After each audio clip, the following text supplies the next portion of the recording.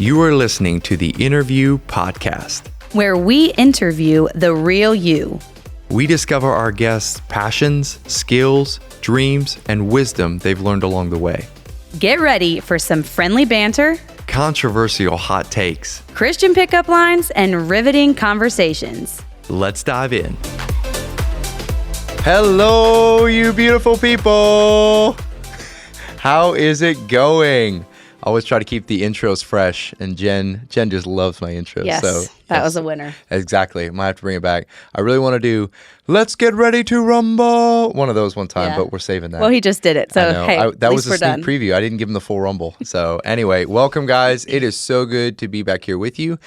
This is episode number 14. We're very excited to be back. So here we go. We are ready. It's been an awesome start to the year, and hope you guys are doing really well. So our episode sponsor is Chazak Rescue. And I know Chazak might not be the most common word you'll hear, but they're in a very incredible ministry that has just got started within the last, year and a half, 2 years maybe.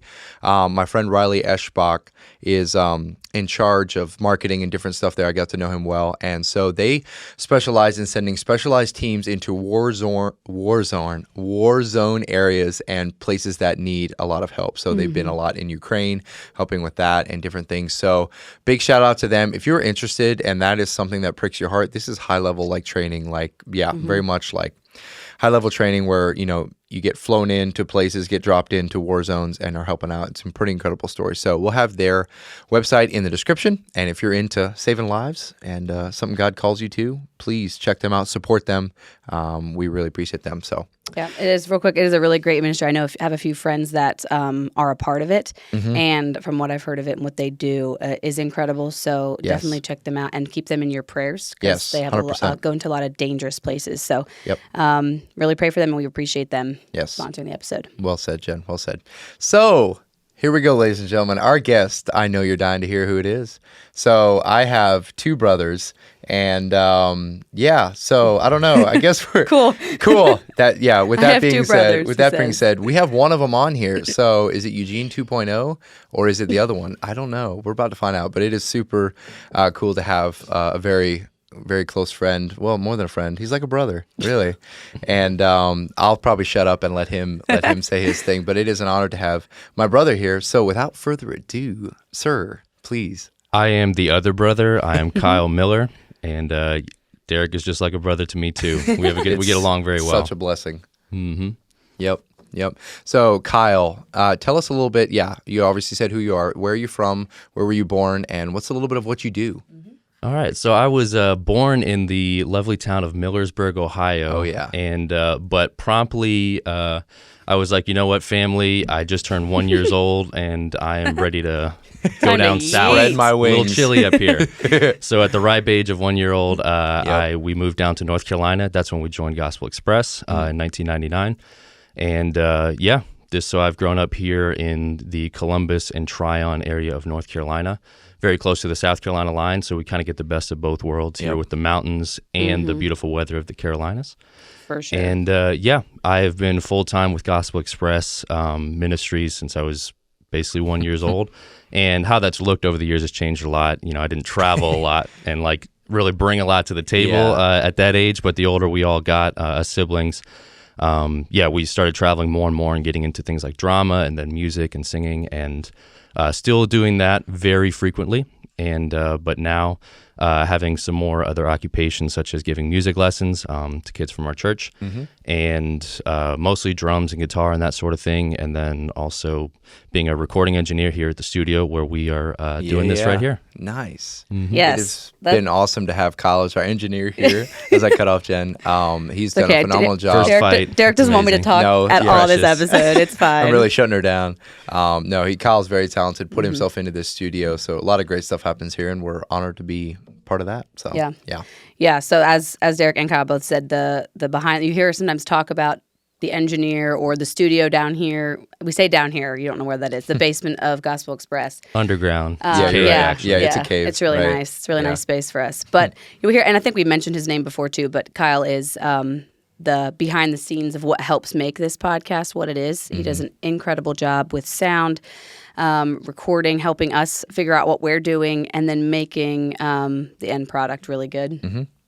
And obviously, podcasting is just a small part of what he does for the studio. He does really great with the music, engineering, or producing, and maybe he can talk a little more about that later and what the difference is. But we really, really appreciate what he does for the podcast and how he helps us to have the recordings done excellently. So, Kyle, we appreciate you in that so much for what you do. And just as a friend, obviously, Derek and him have known each other forever.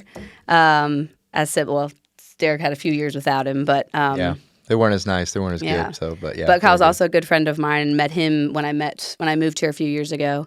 And their whole family, as I've said before, when we've had some of the other family members on for the Millers, are very, very special to me. Great family, and it's super fun to do life here with them.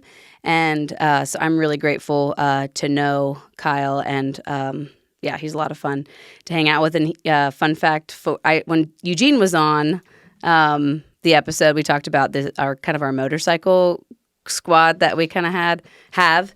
And it was it 3 years ago, Kyle? Or when was it that we bought? Oh, yeah, you guys... Sounds about right. Maybe around 3 years ago. Kyle had wanted a motorcycle for a long time, and I had recently thought about getting one as well. And so we had the brilliant idea to save on cost and split the cost of a motorcycle and then try and share it. Well, and me being here half the year, like I'm gone like 6 months out of the year, it just made sense. It actually made a lot of sense. It's kind of a half and half cost, half and half getting to use it, True. Made sense in our heads at the time. True. The whole concept was like, hey, if we only spend half the money in the moment, and I get the motorcycle when he's gone, he gets it when he's here, and that would pan out to about half and half.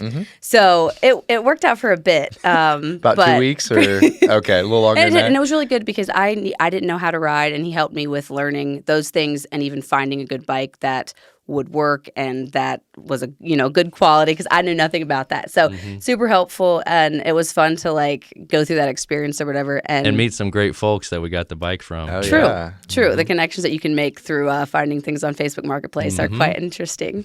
And so then with that, eventually we realized it might be better if we both have one of our own. So that happened eventually too. But it's fun we do a lot of riding with Eugene and some other people in our community. So that's a lot of fun. So wow, that was a long story there that I got onto. But just so you know a little bit about just the background that we all have. And I just love the community here and having friends like these two guys to make memories with and do stuff with. So super excited to have you on, Kyle. Thank you for taking the time. It is an honor for us to have you on this side of the studio. Of the glass. I don't know how much you love it, but we're excited that you get to be a part of the podcast in this way.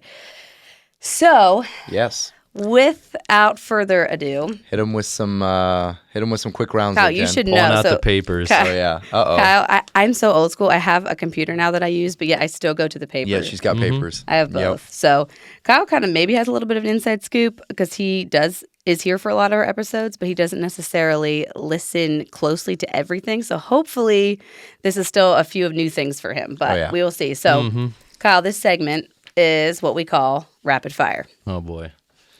So, do you know and understand the task at hand with what rapid fire is? Answer as fast as possible, even if it's as untrue as possible. Even if it's as far from the truth as possible. Yeah, so it's about... Speed is key. Yeah. Accuracy is not as important. Yeah. That's what I've gathered so far. Yeah. Because if you think too much, it takes too long. That's the whole point. But it kind of gets our guests a little insight into some even little things about you, who you are. And so... when I ask you these questions, I have a few this or that even sprinkled in there. So just say the first thing that comes to your mind, and people will judge you for it, so that's fine. Yes, that is dangerous. Get ready for that. And I'm just going to run through. We have like 30 of them. Oh, boy. So are you ready? Mm-hmm. All right. So the motto here is don't think, just do. That's right. All right, here we go. What is your favorite day of the week? Monday. What place would you most want to travel to? I'm afraid to say it because every time I mention a place I want to go, some friends of mine or people I know go there and before I do, and it makes me very jealous. So I'm going to keep that one classified. Whoa. That's an answer. You didn't know that was an option. He answered. All First right. guest to Making do some that. new He's rules. fired. Okay, well, I guess he's going to not say anything Yep, on I that can't one. let the cat out of the bag. All right. If you could be a superhero, what would be your superpower? Probably got to go with flight and like fast flight, like not like a chicken flight. Like I want to be able to okay. get Right. like to Not the other side gentle of the flapping. world. Not like You're a wanting big to fat zoom. goose or something. Pronto. You're I want to zooming. travel to be free. That's the Right. main thing. All right. What is your favorite thing to do on a free Saturday? Definitely riding motorcycles is up there. That's a big one. But getting together with friends, Saturday, that's usually our day that if we're home, which I've not been home on a lot of Saturdays this past year especially, but we like to wash vehicles, mow lawn, catch up on outside work at the house. Good and home honestly, day, too. like us guys and our dad, we do it together all the time.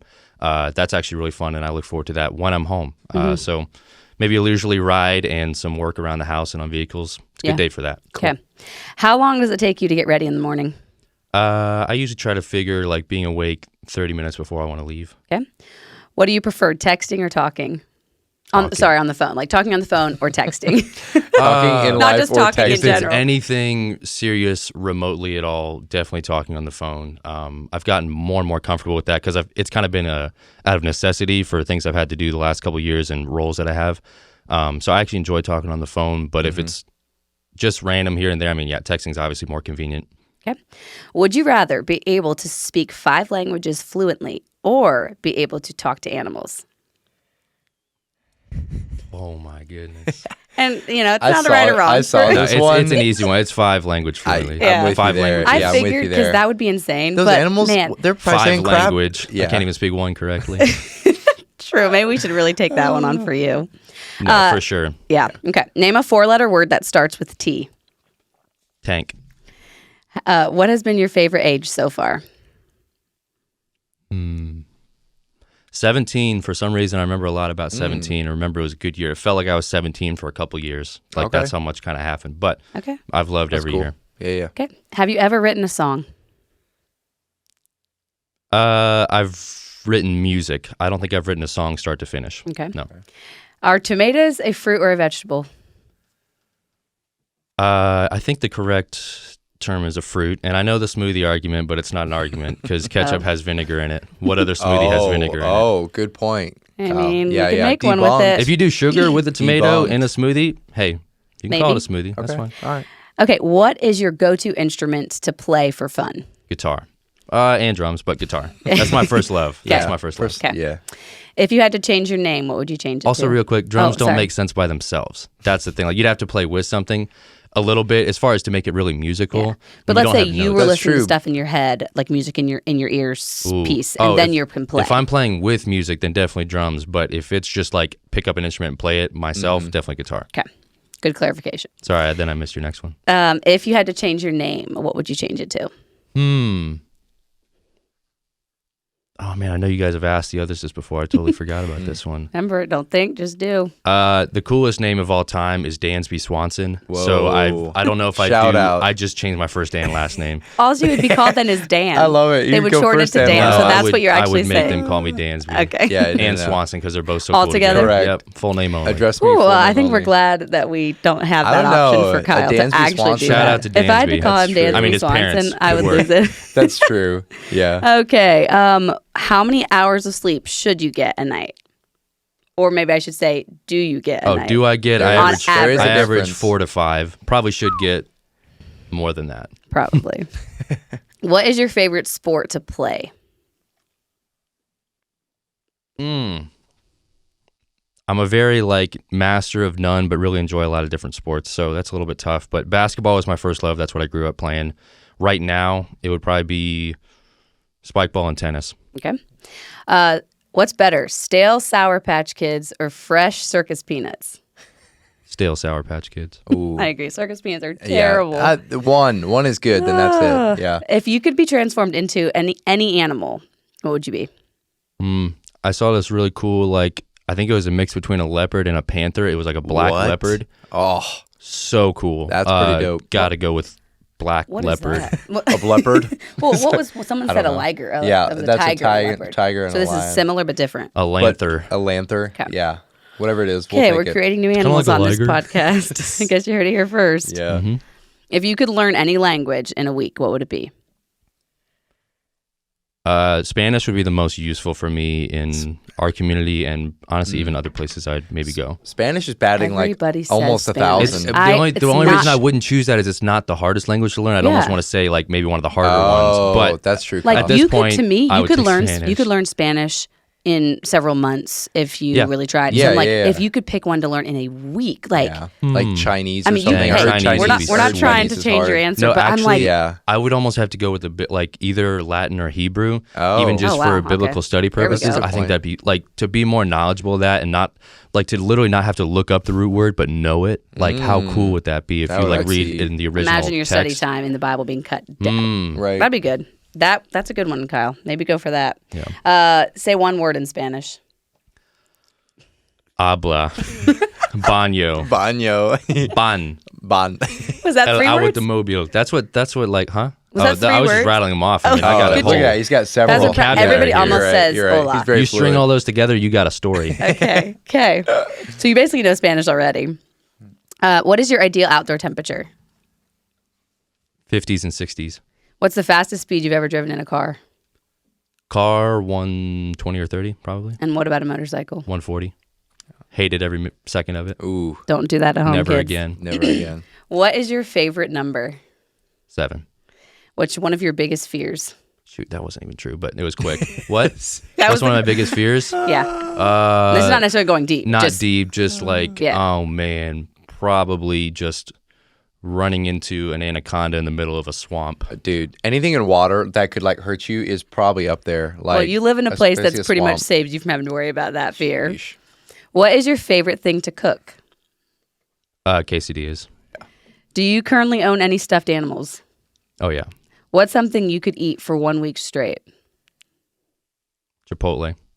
What is your go-to coffee order? At our home coffee place, it's called an iced beige latte. I get that half sweet every time, but they don't have that everywhere. So if it's I'd like go-to is probably either iced vanilla or an iced chai. Nice. And hey, one reason I asked this question is if anybody ever listens to this and remembers it, Right. and they want to get you a coffee drink sometime, That's clutch. solid. Yep. Just caramel's not safe. For some reason, when caramel's like artificial or like whatever, it tastes like cancer to me and I don't like it. So Gotcha. sometimes it's good. It really is, but it's hit or miss for Not me. worth So the I'd risk. prefer vanilla is a little harder to mess up. Yeah. And be careful with that beige latte because I didn't realize that was not universal. And Yeah, they don't so have that everywhere. Jordan, I tried the to old order that Starbs? at a Starbucks the other day. And they the say, guy Jen? said, I said, hey, can I have a beige iced latte? And he said, well, whenever it like is finished, it kind of looks a little tan. He was trying to vibe with you, Jen. And he thought I meant the color. Clearly, it's not a Oh, universal man. thing. Have a So blue latte. anyway, There, also, if you're ever at Copper Cup in Lancaster, Pennsylvania, I've only been there Okay. like twice, but they once had a rosemary latte, arguably the best coffee drink I've ever had in the States. Rosemary. Really? I don't know Kyle? how, I don't know why, and they don't have it anymore. They literally had it for Oh. a season. I went back. Come and it on, was gone. Copper Cup. So they knew it was Bring too it back. good. shout I out think to it's Copper Cup. They knew yeah. it was too good. Sponsor us and bring that drink back. It's kind of a corny Well, name, don't but hey. sponsor us unless you bring that drink back. Seriously. Come on, Copper. What's the first thing you notice about someone when meeting them? Probably their eyes. On a scale of 1 to 10, how good are you at keeping secrets? 9.9. Whoa. Would you rather be a passenger? One time. I'm just kidding. Yeah. Don't be that point one. Yep. Would you rather be a passenger or a driver on a road trip? Dang, that's a good question. I would be fine with both, but if I had to pick one and it's like a long road trip, obviously it's easier to be a passenger, so probably that. Okay. Do you prefer breakfast or lunch foods better?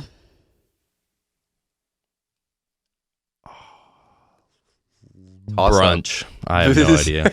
I love Give me them a both. brunch. Okay, Yeah, so that's neither fair. one's like more strong than the other. No, because like I'll eat breakfast for dinner, like breakfast foods at any That's time of the true. day, Yeah. and I'll That's eat lunch true. foods at pretty much any time of the day. True. Sorry, it's not a great answer.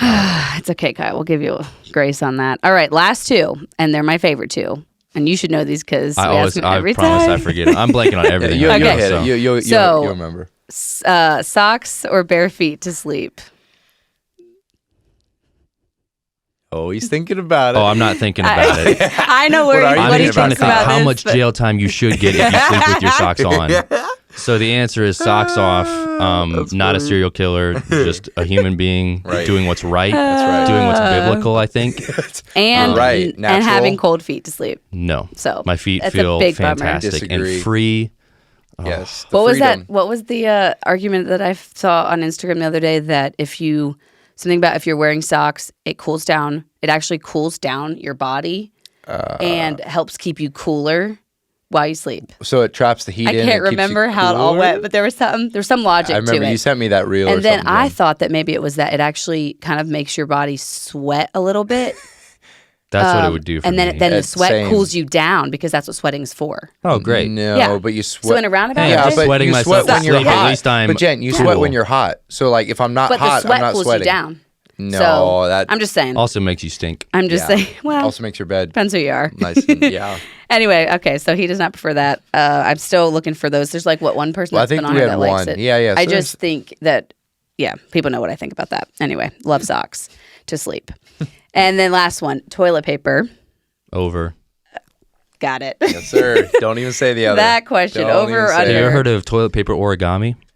I Yo. learned it in Thailand when I was there in Oh, yeah? 2018. I mean, Wait. is it just where they put designs on Yeah, toilet paper? like sometimes at a fancy place. I don't know Yeah. if you've ever seen it. I don't usually go to places that fancy, but me and a friend I'm not sure if we were bored, but we just had toilet paper as you do at the just table. extra toilet paper. That's on them for having it there. It was I'm their like, house. who's having right. toilet paper on the table? We started like doing like swans or like little fans and like designs to where basically when the next person goes in the bathroom, they have like a cool little design there. You have to mess it up when you use it, but then you make a design of your own for the next person. Oh, It's kind that of a neat should little. be a thing. It's nice for the hostess maybe. And Yeah. like, That's true. a little Well, treat. A little treat in the bathroom. I went one time, or I've seen it to where like they fold, just like a little fold or something. Yeah, like to Oh, make like a okay. little Yeah. And- corner in yeah, the front so or something. that way Yeah. it actually keeps it from like sticking up. Oh, yeah, or, that too. or whatever. Oh. And then And that anyone can do that. The Yeah, other that's stuff's easy. hard. The other Yeah. stuff Took a has while. to be mad Origami. hard. It was Yeah. a solid evening that we spent figuring out a solid swan. 4 hours. The old toilet paper. And origami. the Still looks one like I its saw, neck was broken, but- have you ever seen? And then they stamp them. Some people, I've been to a place where they Oh, like Oh, the really? one they, of those seal they do a things. fold thing and then they stamp it so Seal that it. it slightly sticks Yeah, to yeah. the behind roll or whatever. That That way it feels doesn't roll. so bougie. I went there. I was like, I can't mess this up. I literally what can't do I use do? this. You get one out of the I like out of the ripped closet. off the one piece and then started at the back and then put it back when I was done. I didn't. That's actually, but- crazy. You might as well just leave it and not wipe. Yeah. Sorry, I couldn't do it. That's honestly like I feel like yeah. It's just sad because it's like it's such a sweet touch, but everybody like it's gonna be instantly very- ruined. yeah, No, but very there is a risk temporary. that it's so nice they don't want to mess it up and they just go without wiping. And that's rough And for nobody everybody. wants that. No, so you're right. do it at your own risk, I Yeah, guess. you're right. You're Okay. right. All right. Well, that is the end of the rapid fire, Kyle. Good job on that. I can't say I'm giving you like a 10 out of 10 for the rapidness of it. I know, I'm but sorry. I'm gonna. He did. I feel like his answers though were like rapid enough to get it accurate. Is it harder than what you think to just like say something super fast like that, like for a question, like these questions? Maybe, but also how they're phrased. It's hard for me to like just want to. I don't know, like it doesn't feel like it gives a correct answer, and I realize I actually do care more about giving maybe an honest answer than I You do just don't as want fast. people to think I incorrect said number things. 7, which 7's a great So number. what but is your it's not- favorite No, number? I'm not saying. We're moving on. We're done. We're done. On the clock here. Okay, well, Cool. thanks, Kyle, for doing that. Hopefully, people got a little bit of an idea. Kyle's some coffee drink, some coffee things of order. who you are, Oh yeah. and on the surface, at least. Yes. So we're going to move into some questions for you. Sweet. Kyle, what is a skill, hobby, or interest that you have that people might not know about you? So I mentioned it a little bit earlier, and most of my friends at least would probably know that I enjoy motorcycles, enjoy lots of sports and different things, enjoy music very much. It's a big part of my life, ministry, calling, that sort of thing. One thing people might not know that I really do enjoy tennis. Tennis is fun. Yes. Not a ton of people play it, but that is something I really enjoy doing in the summer, and even when it's cold. Actually, I like it, playing tennis in the little cold. fall tennis, winter tennis. Oh yeah. Very nice in North Very Carolina. nice. Yep. Cooking is another thing. I really like making my own food. I Yeah. love my mom, love her cooking. Nothing wrong with it whatsoever. She's great. But like when the family's away or I'm on my own or on a trip by myself, I love making my own food. Now, I don't make a ton of, okay, if it has to go in the oven and I'm not hands-on with it, I don't trust it. I don't know what to do. Right. But if it's stovetop, like the pan, anything in there, Where you're the I maestro. can, oh, yeah, Right. I'll make a bunch of cool. So from start to finish, you yummy want to be cooking it and seeing it cook and finishing Yeah, it. and you can get it like crispy that way. Like you can get it the level you want it because you can see it, you can flip it, all that. If I just put a bunch of stuff together, stick it in the oven, and hope for the best, it's not going to work out for anyone. Right. Someone's going to get salmonella or something. I guess. And you mentioned before about your favorite thing to cook is quesadillas.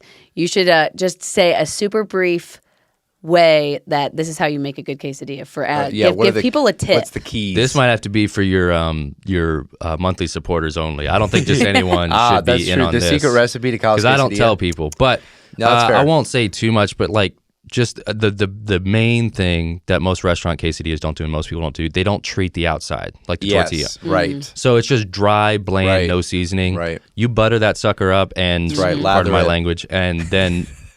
Season it, and then also a good sauce. I like making my own sauce or sour cream. I do enjoy sour cream if I don't feel like making something. I see. But making your own sauce, there was a place, cafe in India, where we went to for a bunch of years in a row for a ministry thing that they had a cafe and they had this sauce, and I asked them what they had in it because I loved it. Yeah. I make something along those lines to go with it, dip it in.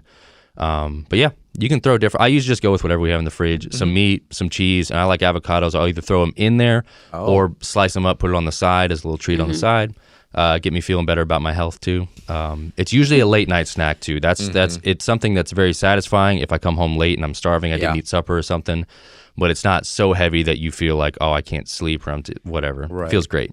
Okay, cool. Yep. Beautiful. Well, guys, reach out to Kyle Miller for all your quesadilla needs. Yes, he may or may not answer you. Reach out to him on his Instagram page. Yeah, probably won't. But you never know. Hit me up. Yeah. Okay.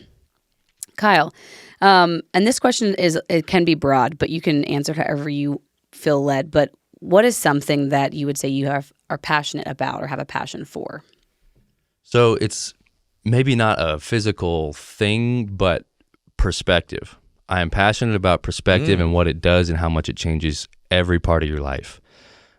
Just how your outlook on life and how you choose to view things, think about things, respond to things, it affects how you respond to things, what your perspective is. And I can see how when God gives you a revelation or someone speaks something into you, or maybe you just notice something or you see something and it forever changes your perspective. Probably what's done that for me the most is going into other cultures, parts of the world, into prison, seeing different people live out their faith or hearing their stories, what they've gone through, what their worldview is like, and how it can so shape and impact your worldview and your perspective.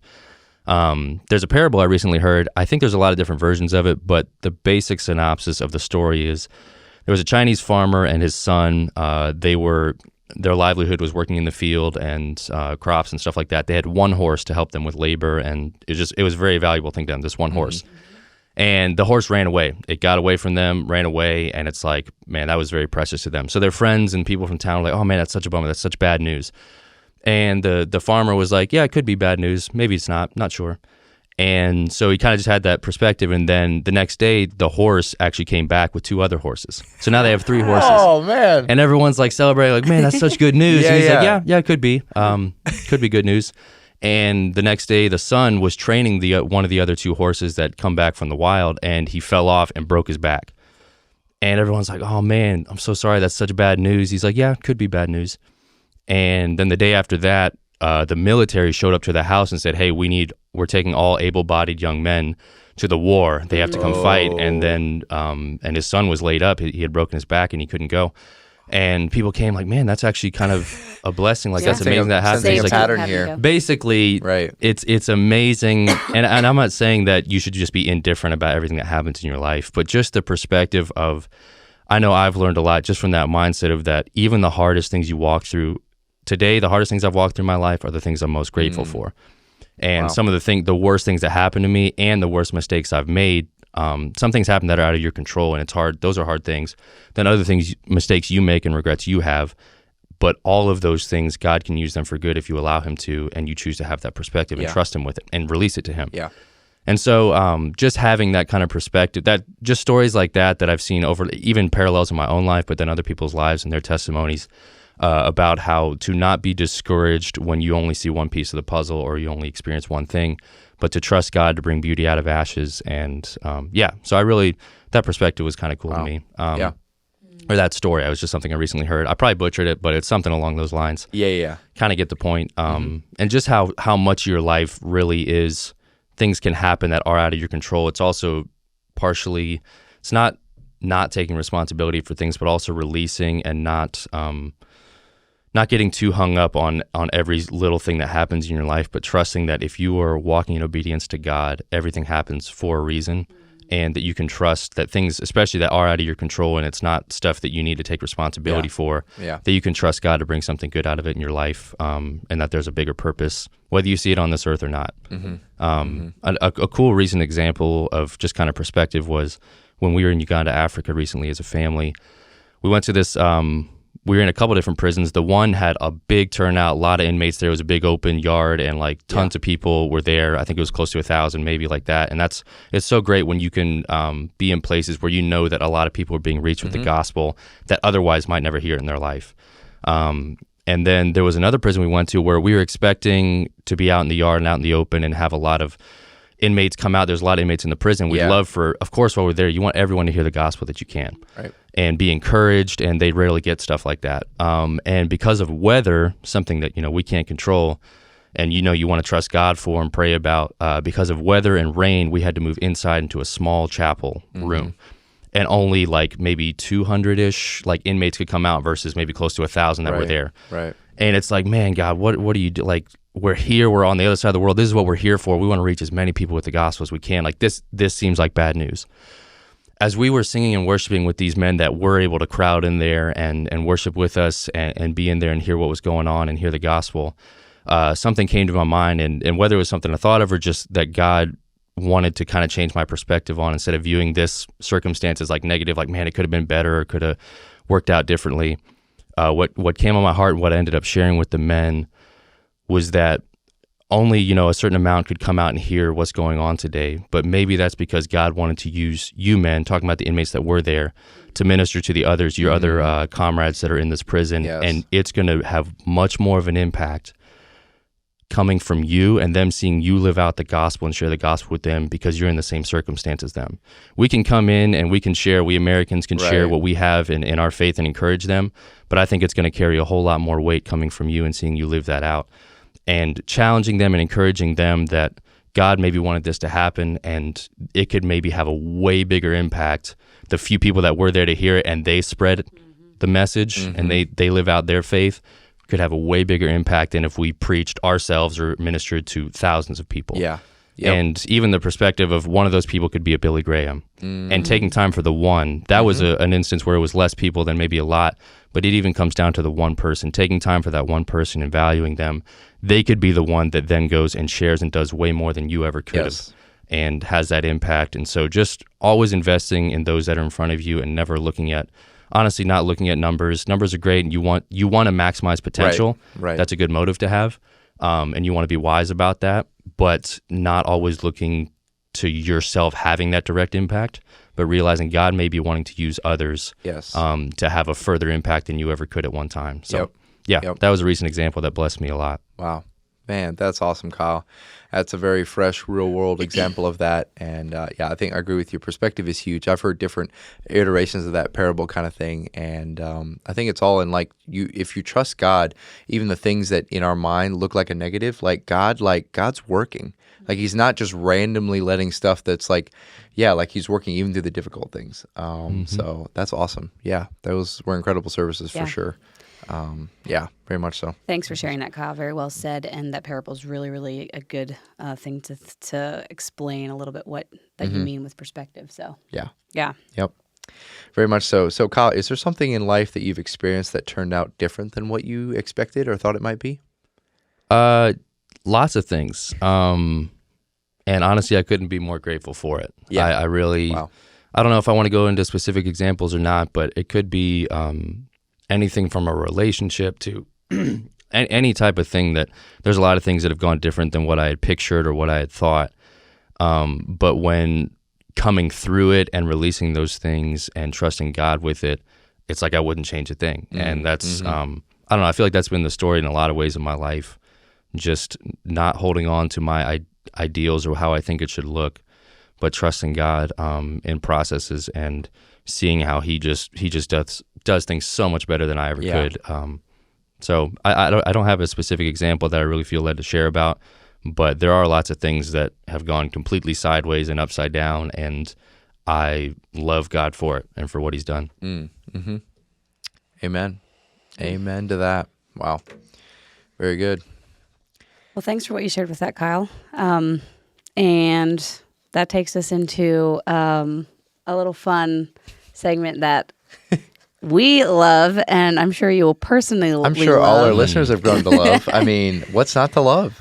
Pickup lines. Pickup lines. How likely would you ever be in your life to use a pickup line on someone? 1 out of 10. 1 out of 10. So it is a possibility. So you're Dang, saying It's there's not a a chance. zero. That's what I'm saying. So you're telling me there's a So you're chance. telling me there's a chance. Nice. Kinda. A little bit. So funny, like to think about using a pickup line or actually seriously trying to use one. Most people, there's not a lot of people that I seriously know. trying to use one is 0, but I'm even talking Yeah. about almost even just like Like as as a just a, for joke. fun. Right. I don't know. Kyle could pull it off. He's Man, that kind of guy. He I'd could. feel weird. Yeah, it would be. It has to be to the right person in the right context. Like, there's just so many variables. I don't feel like there. I ever have the right context for that. You're It's right. like, I was trying to this talk is it the up. moment. Thank you, Lord. You're right. You're right. Yeah. Maybe So- if I They're don't want to be with someone. And Well, like You're that'll right. be my You go. feel I them think that would liking be, you, and yeah, then you you're hit them like, with that. Oh, and you hit them they're with that. And then they're like, I forget They get you, a red bud. flag and they're gone. That's right. Big red flag. I know. Reverse I psychology. feel like pickup lines. There's so many out there, and people joke about them all the time. And I mean, I guess there's probably some people that use them, Yeah. or some people that try to say like quirky or clever Clever, things. yeah. to I think get they're a people- great thing. Like they're funny. I Yeah. think they're funny. Right. But as far as actually real world scenario, I just don't know if I could pull it off. Yeah. That's fair. Okay, well, we're gonna try for you. We're gonna hit you with a just few. to See what you think. See how close you'd be to See if I using fall them. in love with someone. Yeah. Well, yeah. There's one option here. If you can make Yeah. me fall in love with your pickup lines, Okay. You're that's right. the goal. That's the Picture that goal. as the goal. That's the goal. Okay. All right, Actually, Jen. okay. Jen, say this Don't very let me do nice. it. You got it. Come on. Yeah. All right, go for So it. this is the moment. This is the falling in love Send it, moment, Jen. I guess. Wait, am I going first? Yeah, you're up. Okay. Oh, and do I rate these? Yeah. Yes. So we're gonna give you. Yeah, you rate I these. wish we had a better. I 1 out of actually really 37? dislike the 1 out of 10 scale just because Really? it's so commonly used. No, I'll do decimals though. That helps to be a little more accurate. Yeah, That's true. Andy The and Sheila decimals did are that. good. That helped. Yeah, They were big they on know the what they're decimals. doing with the ratings. Correct. Yeah, my personal rating scale of choice is little to big animals, but people don't always Oh. understand the different, like the middle between like a great blue whale and like a gnat. Yeah, I mean, So- even an elephant's tiny compared to a blue whale. That Right, is so, and some correct. people don't get So the it's kind of- assignment. okay. But whatever. Well, if either anybody way. out there comes up with a better rating Better scale, let us scale. know. All right, so this is the first one. So it's all about the delivery too. So this is me using this pickup line, right? I would Right. go up to someone, and I would just say, what would I say? Okay, I would say, so most people call me Jen, but you can call me tonight. He says. I just feel like your name is Tonight. Yeah, Like, that would be a what? great response. So tonight? Okay. What? All right. It's like your so parents were weird. tripping when they Tonight, named Moss? you. Tonight, Moss. Tonight, Moss. No, I think that'd be good though. If the person didn't get it, then you'd be like, I don't want you after all because you're dumb. Yeah, that actually reminds me Isn't that of kind of a pickup funny? line. That is a good one. Of one that I heard. It was a guy. It's a kind of a viral video. He was in a hot dog suit at a basketball game, doing a half court shot to like win something. Oh, man. And the person was interviewing him right before he was about to shoot. He's like, "My name's Rob, but you can call me anytime." And then he goes and shoots the half court shot and makes it. And it's like Wait, if one you of the didn't most get 1,000 legendary calls- moments of all Oh, time. you can call me I anytime. strive to be like that guy That's every true. day. Hot dog suit, half court shot, Rob. Yeah, just like after that line was so smooth, and the lady Yeah. was like speechless, and then he sinks the shot. Like that's peak. What Yeah. a baller. So that was Like, along those same lines. That's on her if she true. does not go out yeah, with him. if she That's didn't ask for amazing. his number, Tonight. yeah, you're right. You can call me. That is a high tonight. level It is a man good right one. there. Would you say it in person? It's kind of weird because you're right with them, so they would Well, call you you would maybe later. say it like as you're leaving. Like, Oh, yeah. like That'd let's make say more you're with sense. somebody and you're kind of like, you can call me tonight. And then you wink at them and you walk away. It's like, well, why don't I just Well, talk right here? No, And then but you're like, you're- oh shoot, No, Yeah, you're like, oh, busy. shit. You're like you're, Oh. it would be a scenario Yeah, where yeah. Well- clearly you're on the way out and you have to go. Sure. Yeah, Yeah, that's that'd be fair. the time to do it. Hey, Oh, oh, yeah. by the way, That's I'm why I said Jen, it's all- but you can call me tonight, and then just Yeah, it's yeet all out about of there. the I'm gonna delivery. try to be honest. I don't usually like for anything 1 out of 10. I try not to give like super high ratings, just because Yeah. I want to always leave a little wiggle room. Okay. I'll do a 6.4. Hey, it's above 5. It's above 5. I'm gonna call that a 5, win. Derek, what do you yeah, give that it? honestly is. a win. Yeah, it's kind of clever. I'll give it like a 7. Dude, 7.2. this would probably be. Oh, sorry, I cut you off. Before You're you go good. through. I'm so excited about 7.2. it. Yeah, you're good. I think this is one of the closest ones that I would actually ever use. That's fair. It's And not like- like super It's not inappropriate. inappropriate at all. It's really It's funny. It's actually kind of funny. Like, yeah. if someone said that to me, I would be like, okay, I like might you're call you. funny. I might call and you. like then you can leave. You're so right. you're not. It's not awkward anymore because you're doing it so quickly, and then you're out the door, and they're maybe even still processing what you said. Yeah, you're right. Like, and maybe they'd be like, oh, Okay. maybe I will call All right. you. All right. So all right. So what I like that one, but I also don't want to give it a 10, but I'm going to give it a You can give it a 9. 9.5. Whoa. Oh, we're rating our own. Yeah. Okay. Well, Yeah, well, technically, we rate all. We always rate we all don't. of them. We kind of discussed these Okay. before. Kyle, I'm sure how many of you so. ever listened to the interview podcast? No, I am very unfamiliar. Very unfamiliar. Cool. Sometimes so, we forget to rate them, but yeah, generally we that's all true, rate them. that's Okay. true. So I got another one here. Saw this one on Instagram. Interesting, but I think Kyle's he might groan really heavily. Derek, but I'm giving kind a pickup line to I wanted Kyle to do is this the one whole to Kyle. vibe. That's true, brother to brother. This is awkward. It's awkward, but Maybe here it's we bonding. go. Here we go. Hey, do you like Mexican? Because honey, I'll wrap you up in my arms and make you my burrito. That felt so weird saying it to my brother. God bless your Instagram feed. If that's what's coming on there. Dude, yeah, how did I, think even you were see searching that? for it, No, I probably. wasn't searching. Did somebody send it to me? Yeah, I don't know what's on my feed, but I need to check it out. Wait, wrap you up in a what? What's the last I'll part? wrap In my- you up in my arms and make you my burrito. Make you my burrito. Yeah. Man, it's That's- like so bad it's good. Like I know, it exactly. is. That's what I thought. I was like, it's got that there's going so for it. And much it's in there. Mexican, and Mexican is good. Love Mexican. Honey, it's we like- have the best Mexican. Well, not best, but We we have- have very good Mexican restaurants in our hometown, We are North blessed. Carolina. We eat Mexican We every got week. some great burritos up in here, so we're very blessed. that So was a anyway, moment that right was there. probably That was one a of my favorite moment. ones I'll ever say. I'm not gonna lie. I'm not gonna lie. So I'll start. I'm probably gonna give that a 9. Just Oh. because I feel like All it's almost so bad it's good, you know? So I'm going to go 9. I'm going to go 9sies. Kyle? I'm going 8-1. Okay. Wow. Strong So one that for the one's burrito. higher than the Call Me Tonight. I can Jen. I'm appreciate. kind of disappointed. Yeah. I mean, Yeah. I'm not disappointed because it's good, but I liked mine. But you too. liked yours, Jen. So what do you think? Are you digging the burrito? I'm more on like it's funny. I'm more on like maybe a 7. Okay. Yeah. That's fine. Well, I gave yours like a 7, so it's fair. We're It's fair. fair. Yeah, it's fair. Oh, okay. Anyway, guys, those are some ones that try them out. See what Yeah, you see come what up with out happens. there. See what happens. But Jen, you had an idea. Well, so, first of all, Kyle, do you have a pickup Oh, line? yeah, that's So true. I do. And what's great about this one is I like it. You can't do it over text. You can't read it. Like Oh. it's an in-person one. So it's the real deal. Like if Okay. you're gonna do it, you got to do it. gotta send it. People have probably heard it or seen it done before. I've seen a few people do it, but it's one of those again where it's like it's kind of so bad, it's kind of good. It gets me every time. I think it's hilarious. Really? I've never seen the girl not die laughing when it happens. Okay, but that's a let's win. say you're in a not a bar. Let's say you're in a Coffee shop. coffee shop. Nice. That's right. Basically, what you do is you would like whether you're already near the girl or whatever in a conversation, but you like tap her shoulder, whatever, get her attention, be like, hey. My friend over there thinks you're really cute, and you like point behind her somewhere where she can't see. Yeah. Then when she goes to look, you run over there, and then you turn around and you look at her, and you can like I've strike a seen pose. that. You can like whatever. And like it gets me every time because it's so funny. They're like, "Oh my goodness, who?" And they look over and they see you run over there, and turn then around, and then turn you can be around. like super nonchalant. Yeah. You can just like You kind of just look be like- around, and Like, then, you're just the pretend chill like you friend just saw them. that she Right. was just talking about. and or you can I like look really at them like and like that. give them a wink or something, like be over the top with it. Yeah. And it looks like it's worked every time. Wow. Probably doesn't. It could all just be staged. But also the perk of it, or I guess a real big upside to that one.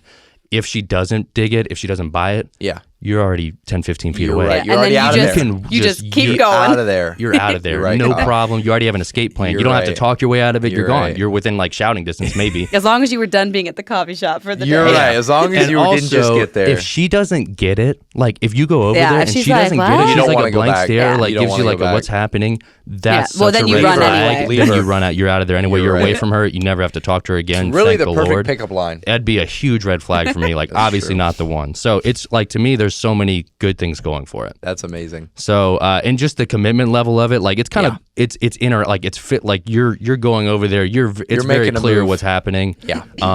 That I have respect for too. It's not something you can just text and hide behind a keyboard. You know. Right. It's a man's move right there. I like it. Yeah. I like it. Yeah, that's funny. It's amazing. Honestly, Amazing. when we talk about these, I'm like, why are we not using these? I know. I think we should just, it could be something. I mean, I guess if someone takes it super seriously and you were just joking, then oops for them, I guess. Well, But yeah. there, that's it true. could be It's worth funny. it. I feel like get some laughs, get some. Yeah. Oh, yeah. What are you going to rate your own, Kyle? I'll go 8.9. Yeah, I think I'm in the 9s there because it feels like a good, I like a 9.1. If like you said, if a girl doesn't laugh at that, like that would be hilarious, and then it would be comfortable right off the bat because you're laughing. Yep, exactly. And So, you're like, yeah. they're comfortable, kind of making a fool You're of like, themselves. they're being hilarious. Like, they don't it shows that care. they're relaxed. They put Right. themselves out there for me. Exactly. Like, Yeah, and it's sweet. What's It's not to like love? at the end of the day, like they gave you a compliment. I'd be a puddle 'Cause you if think a girl they're did that to me. Maybe. You're right. So I would give it No, like. if a girl, and it might be a red flag, but either way, like if I was the girl, like I would just Yeah. melt. this is what I'm realizing with anything with like a pickup line is if you kind of already are interested in the person or initially are interested in them, then it's going to be cute and funny. If you are like disgusted by them and do not like them at all, then you're like, Then it's like a. this is a red flag. So that's kind of the Yeah, problem that's with fair, these Jen. is there's already usually an initial something you're going to feel for that pick person. your target carefully, probably. That's also Right. it's a compliment. So you're basically roundaboutly calling them pretty. Like you're Yeah. letting them know you Yeah. think they're pretty. Right. And it's not like some pickup lines sound really like cocky or like really Yeah. I don't know, like I think I'm all really that, cool but- and you should right. date me and like it's just like I put the stud in Bible study. Right. That's Like, a great one, Exactly. though. That's a great one, though. But yeah. this one, I don't know. Yeah. Yeah. Okay. Cool. Well, thanks for sharing that, Kyle. We've never had a guest give a pickup line. I know. I really like it. I don't- really Why I like was it. so nervous to share it. You out there delivered it now. very well. Now my whole arsenal, like all my Yeah. go-to moves, my You're one right. go-to move Your that I was one move is gonna ready. use, maybe Gonna. Well, out the you can window. still move it. You're Let us know if right. it ever works for you. Well, Jen, you had a really good idea. There's an anti, kind of like a response. Like, let's say you don't want it. Yeah. You could like really shut it down, like really roughly. What's Yeah, what's for all something my you could girls out use there for that all your are girls, yeah. that pickup lines are being used on them. Correct. And I ran across some of these, and it's so funny. So this is a little I've bit. seen some of those It's a little recently bit, too. little They're bit the really opposite. good. So, Yeah, Kyle, they this is are. your first ever guest to hear some of Yeah, these, yeah. which we don't know. Like it's getting like we've said before, finding good, clean pickup lines, Tough. Challenging. and we've used quite a few on the podcast, and Right. so it is. We're getting to where like maybe we need to pivot a little bit and Yeah, yeah. add in a few anti-pickup lines Mm-hmm. or something like that. So anyway, a guy comes up to you and says. Or Derek, why don't you read the first part? Oh yeah, this first one. Yeah. Okay. Hey, will you go out with me on Saturday? Oh, sorry, I'm having a headache this weekend. I like it. I'm I like having that a lot. headache this weekend. Okay, and then or the other one, you could be like, "Hey, do that second one." I think I could really make you happy. Why are you leaving? Wow. Whoa, these are like stone cold. I love These are it. like stone- But sometimes, like, stone there are cold. guys out there, maybe not in our culture, but that are like very forward and kind of aggressive, and you Yeah. aren't interested. That's true. Do you wanna do the last just one there yet? Do this one yet? The last, that That one yet? one. Okay. Haven't I seen you somewhere before? Yeah, that's why I don't go there anymore. Wow. Poor guy. Yeah, hopefully his self-confidence I'm a is fan. decent. I think girls need to utilize those. Yeah, or just be There you confident, go. or just do that last one yet, real quick, because Oh, we're you probably want not the going to last do one these yet? again. All right. Hey, where have you been all my life? Hiding from you. I shouldn't laugh at that. so mean. That would be rough. As a guy, that would be rough. I know. But, That's you know, so sad. that's Don't okay. actually be mean out Real there, men people. can take it. Real Care. men can take it. But some of those are kind of funny. Yeah. Yep.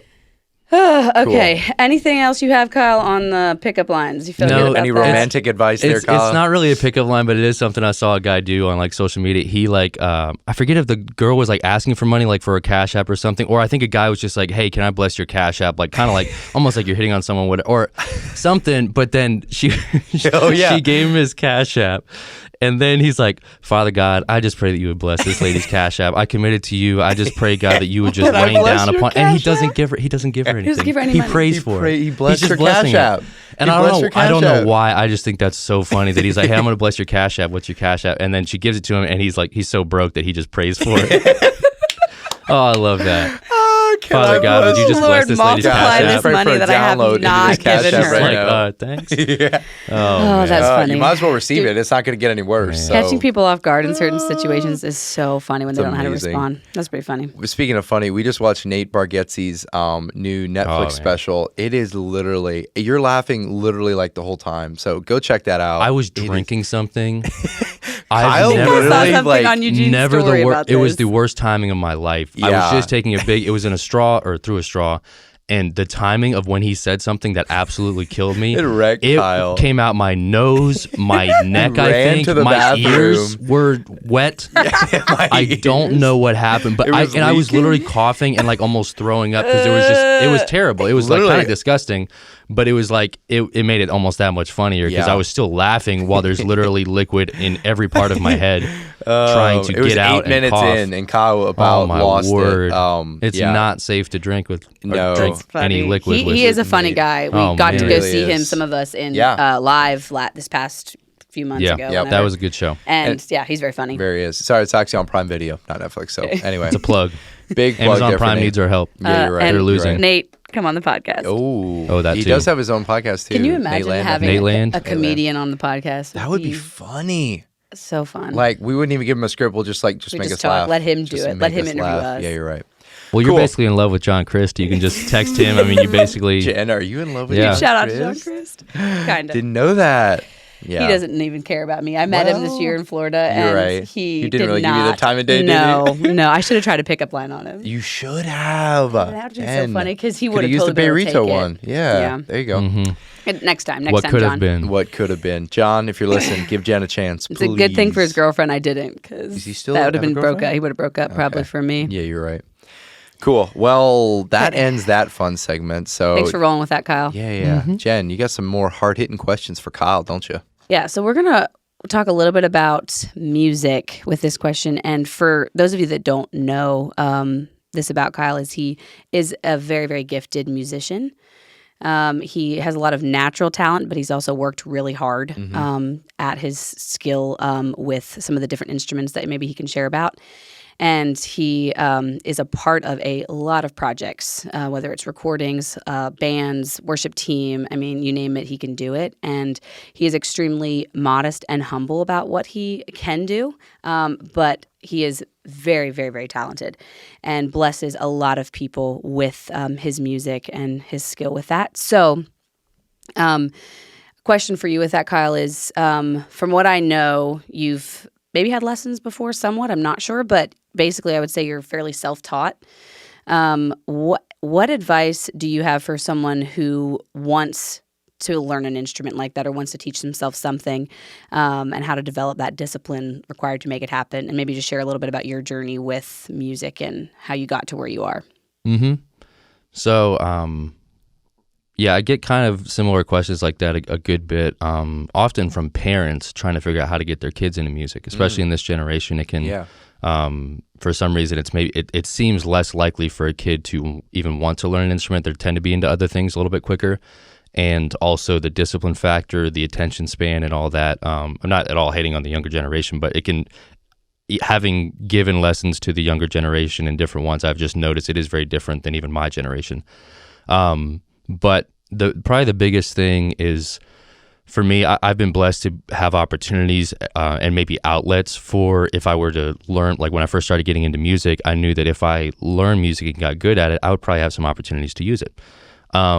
Some people think that they won't have opportunities, and if that's the case, it is very rare that you will stay motivated or have the discipline to do it because you don't see an end goal. You don't see how it's going to bless others or impact others. And to me, it has to be for more than just yourself. If you really want to stick with it, I think, to me, that's also a more worthwhile goal. Some people learn an instrument and master it just to be able to do it and do it by themselves. And hey, that's fine. Yeah. I enjoy playing by myself, but it's more because I felt like there was going to be ministry outlets for it and it could have a positive impact. And also the connections, the community you get in music is really cool. If you're like Mennonites, know about the volleyball culture and that whole world, like the connections you make and just the overlap, the people you meet. Music is very similar. The people you get to meet and interact with and get connected with, it's super cool. Very fun culture and community, and it's just a never-ending. The ceiling is very high with music. You can always be getting better, always be meeting more people, getting different opportunities, learning more stuff about it. So I really like that about it. But yeah, I often encourage parents, find a way that your kid or your child can know that they have a purpose for this, that there can be a way that it's something for more than just themselves, that they can maybe have an outlet for it. And even if you're in not a very musical community or musical church, whatever, I don't think that has to limit you. I really think if you want opportunities, there's opportunities for music around you more than you think. It just takes maybe some intentionality to seek that out and get connected with people and talk to people. So yeah, that's definitely a big thing. And also one thing I encourage, what I know I do for myself, I don't try to be the best at everything. Like, I'm not going to pretend that I'm going to be the best guitar player in the world or drummer, but I compare myself to the best. So when I'm learning and doing things, I look at the people who are the greatest at it. And it could be specifically maybe like Christian music or music, something that I specifically want to get into in that category. Who's the best at it? Who do I admire in that field? Compare yourself to them. Also look into how they got where they got to. I promise it wasn't just because of natural talent. Some people have more of that to begin with. Yeah. But most people that say, oh man, I wish I could play drums. Oh, I wish I could do that. You like the destination, but you don't want the journey. And that's how it is with most things that people have to, greatness. Like, just study greatness. And even I love doing that in sports and all other things. Study people who are great at what they do and what it took to get there, and learn from those people and challenge yourself. Set small goals. You can't be that right away. So figure out what your next step is and don't quit until you get to that goal. Then you'll move on to the next one. Don't overshoot, but also believe. I think people lack for belief of what they can do and what they can accomplish. You mentioned that I maybe have natural talent in music. I did not. I have a maybe gifting in how to study things and maybe learn things, but music specifically did not feel natural to me. I've had to work very, very hard for, and there's a lot of people that have way more natural talent with that, but it's more just that I am very self-motivated, and I took 2 or 3 guitar lessons with my brothers from a worship leader in our church, Merle Stoltzfus, who's actually been on this podcast. Took about 2 or 3 lessons with him, went over to his house, learned some basic chords, some basic things about guitar. From there, we all ran with it on our own, then got into other things. Drums was pretty much completely on my own. Learned from some friends of mine that played drums and asked them about things and would talk with them. But just, I don't know why, but I don't really, some people really need people to stay on top of them and be like, hey, you got to do this. I was just that person for myself because I just really wanted it. And I felt called to it. Didn't know what all it would mean. But now looking back, I'm so thankful for every minute I spent working on that craft and getting better at it because of the opportunities it's opened up for me and the connections and relationships is something, and it's something I just absolutely enjoy. So, Wow. Yep. So basically, I mean, if you want something, there's just not any way getting around the hard work, the discipline, the hours that need to be put in to be able to learn that. And if you're trying to shortcut your way to where you want to be, probably not going to happen. Most likely not. It may come sooner and quicker for some, but and you need to learn about yourself. How do you learn best? Set yourself up for success. If you need people to encourage you and to be around and play with, get connected with musicians. I didn't necessarily need that a whole lot, but I know that a lot of people do. Like most people, I mean, like that's what would help them. If it's just them on their own and no one around them is doing it, they have a harder time sticking with it. So figure out what you need to stay motivated and learn, and surround yourself with those people or put yourself in that environment to set yourself up for success, and that'll help. That'll help it be a shorter journey or an easier journey maybe, but it's not going to be easy in general and just come without work. Pretty much nothing worthwhile does. Yeah, because for myself, I know I've learned a little bit of the piano when I was growing up, and then I was like, man, I saw where I wanted to be, and I did look at those, good people, and then I was like, man, like the work that it takes to get there is something that I kind of gave up on a little bit, and then you realize later, like, man, if you had just stuck with it, like where you could be, and then what opportunities could come from that, and so. For you, Kyle, like because you were willing to put in the work and be disciplined, and like you said, you felt you were called to it, and so I think because of that, now like God is able to use that gift and that discipline that you had and still have to be a part of bless so many people, and that you can add to so many different music projects and even for yourself. So it's really, really cool to see, and I bless you in that and the way that you use your gift and your skill. So it's really, really cool. And just really quick so people know, I don't even know if I know, you play guitar, bass, drums, ukulele? Ish. I mean, I'm not like a master at all of those things by any means. But tambourine. Yes. Oh yeah. Crazy Big on the tambourine. Tambourine's wild. And so those would be your the instruments. Banjo. Oh, he plays a banjo. little I forgot about the banjo. Yeah, and some of So those I'm stringed not instruments. super advanced in, but can play enough to fool around. And like you said, I think earlier that your first love, number one, would be the acoustic guitar that you enjoy playing the most. Yep. But yeah, so if you guys ever come to North Carolina to visit and hit up Foothills Community The old FCC. Chapel on Sunday morning, you'll probably see Kyle up there. He does most times the drums for the worship team, and then When we're home. yeah, when they're home, exactly. Yes, so when we're home. you might have to be here for a month to catch him, but and then Eugene is the worship leader there too. So they have a great team. One thing with that I also like, even though I say that music is a very worthwhile thing, I've never met a single person that's into music that regrets spending time with it and like dedicating themselves to it when they were younger.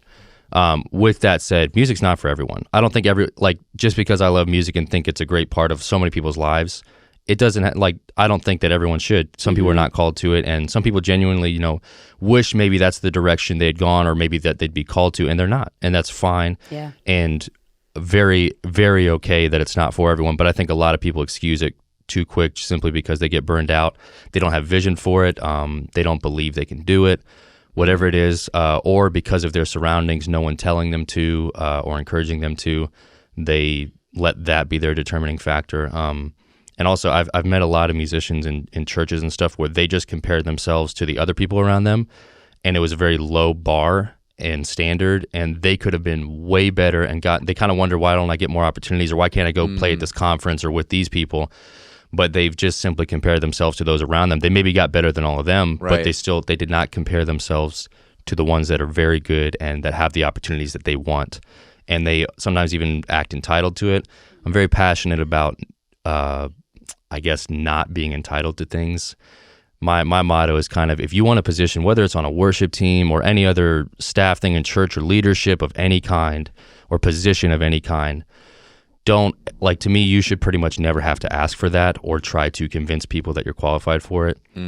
Become so good at it that they have no choice but to ask you. I believe in that wholeheartedly. They genuinely want to ask you. Yeah, Kyle. and that they see that this is the obvious. Yes, and just not having that attitude of as soon as I'm maybe just good enough for this opportunity or this position, you're trying to force your way into it or whatever. But just being content with. I've realized so much that God has way better grasp on timing, and there's things that I've been ready for that I wanted really badly, but looking back now, I'm so glad I didn't force myself into it because God knew the timing of it. He knew why I was in that season.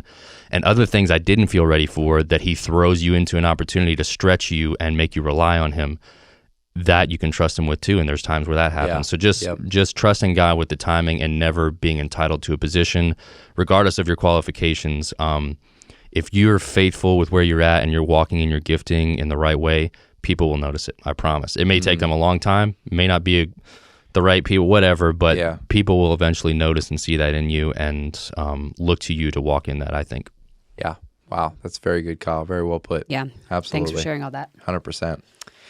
So, Kyle, big dreamers. I'm a big dreamer. So what about for you, Kyle? What is a huge, huge dream that you have? I'd love to hear it. So one thing that when I was thinking about this that came to my mind, I definitely have a lot of vision and things that I enjoy thinking about, and that would be fun. And I would love to have one of those giant studios one day where you can have people come in, do live concerts, even recordings, stuff like that, and be able to. I'm so grateful for what we have here, but obviously I love dreaming bigger too, and believe I watch stuff on YouTube all the time about different people, engineers, producers, and their studios and stuff, and it's so cool. I love it. I'm a nerd with those kind of things, and I'd love to have facilities like that someday to be able to host more and do more events and stuff. But having a big multi-purpose facility where you could host worship events, conferences for bands, do live recordings, and even just have a place to hang out for young adults or whatever, that's just a community kind of center. Nice. To own a place like that and facilitate events for that would be super cool. That's kind of a dream that who knows if it's in the cards, but having a place like that would be super cool, and I would love to be a haven for other ministries and stuff too. It's a way of being a blessing to others and hosting people and giving them a place to live out their dreams and their vision for their ministries, whatever. That would be one. Another one that's kind of sort of personal and strange, and I don't know why or if it's ever going to happen, but to foster or adopt. It's a different kind of dream, I guess, but it's honestly like a desire that's been rooted since I was young, and I don't understand why, and I don't know if it's supposed to be part of my life at all. But fostering and adopting and being, I don't by any means think that I'd be a great father, but I feel like I would learn so much through something like that, even about our Heavenly Father's heart and being a parent, and whether that's to my own kids or in an adopting or fostering situation, seeing so much of the world and broken families my whole life growing up in prison, in other countries, right in America, right in our home churches, the brokenness that's there, even the fatherlessness that's there, being a figure or a positive fatherly influence on someone, even if far from perfect, but a positive fatherly influence on someone that does not have that, or that's been completely messed up by how twisted their father situation was. To be that for a kid or whatever would just like, there's something about that that's always leaped up inside of me. So I don't know, that's kind of a dream that I would love to be a blessing in that way and experience that. And I feel like it would teach me more than I would ever even teach the child. But that would, I think in all the kids ministry and stuff, I've been involved my whole life, almost without even trying or looking for it. It felt like that's for more reasons than I even maybe know right now. But yeah. The last thing is a very just kind of random thing, not very deep or spiritual by any means, but please. Growing up traveling all the time, we didn't really get to have pets. Didn't really work. We tried it once. It was a disaster. And so getting a dog and having a motorcycle with a sidecar. Getting a sidecar for my motorcycle and just taking it on adventures or to the park or like just to town. Imagine? Like, hey, we're going to town, buddy. Hop in. Give them little goggles, a little helmet. Or if you have a small enough one, I've seen like you can put them in your backpack, fit them in there and they're riding on your back. That would be probably more feasible for me to do if I get a small dog. Yeah. That is like, I've seen some guys that do that, or like that is just like the peak. Like me, when that happens, I feel like I've made it. Made it, dude. And just having a pet or like a companion, like a dog. I'm not even like a huge like pets person, but there are certain dogs I really like, and getting to have one or at least experience that, taking on little adventures, dude. Man, that would be sick. That's a dream. That would be sick. That would be something. I love it, Kyle. So if any of you guys ever see Kyle one day cruising down with his dog in a sidecar, you know he's happy. He's there. He's happy. That's wow. Those are some all really, really cool dreams, Kyle. And just real quick into what you said about the fostering thing, like you're so right that there's so much brokenness in family, and that's kind of trickled into just our culture in general. With you see how messed up things are. It starts with the family. And there's so many kids out there that it's not their fault, but they're born into situations that don't give them a whole lot of chance at life. And especially with having father figures is so huge. So 100% bless you in that if there's ever opportunity to do something like that. And like, whether it's with your own kids or whether it's fostering or adopting, whatever it may be, I just see such a need for dads or men to step in. And even like I have, a heart for, when I see how mothers can step in and be a big influence in kids' lives, it's really, really good and powerful. And even as a daughter and knowing the impact that a father has and a strong leader is kind of just crucial to kids' lives. And you do, like you said, you've been involved in a lot of kids' ministries, but even just at home, like the way you interact with the kids in church. And there's one little kid that we all know and love, Bodie, and Kyler, Kelsey and Landon, good friends of ours. They're two little boys, and Kyle is just has a very special place in their heart. And there's just he has such a way of connecting with them and caring about them and being an incredible influence and in their lives, even at that age.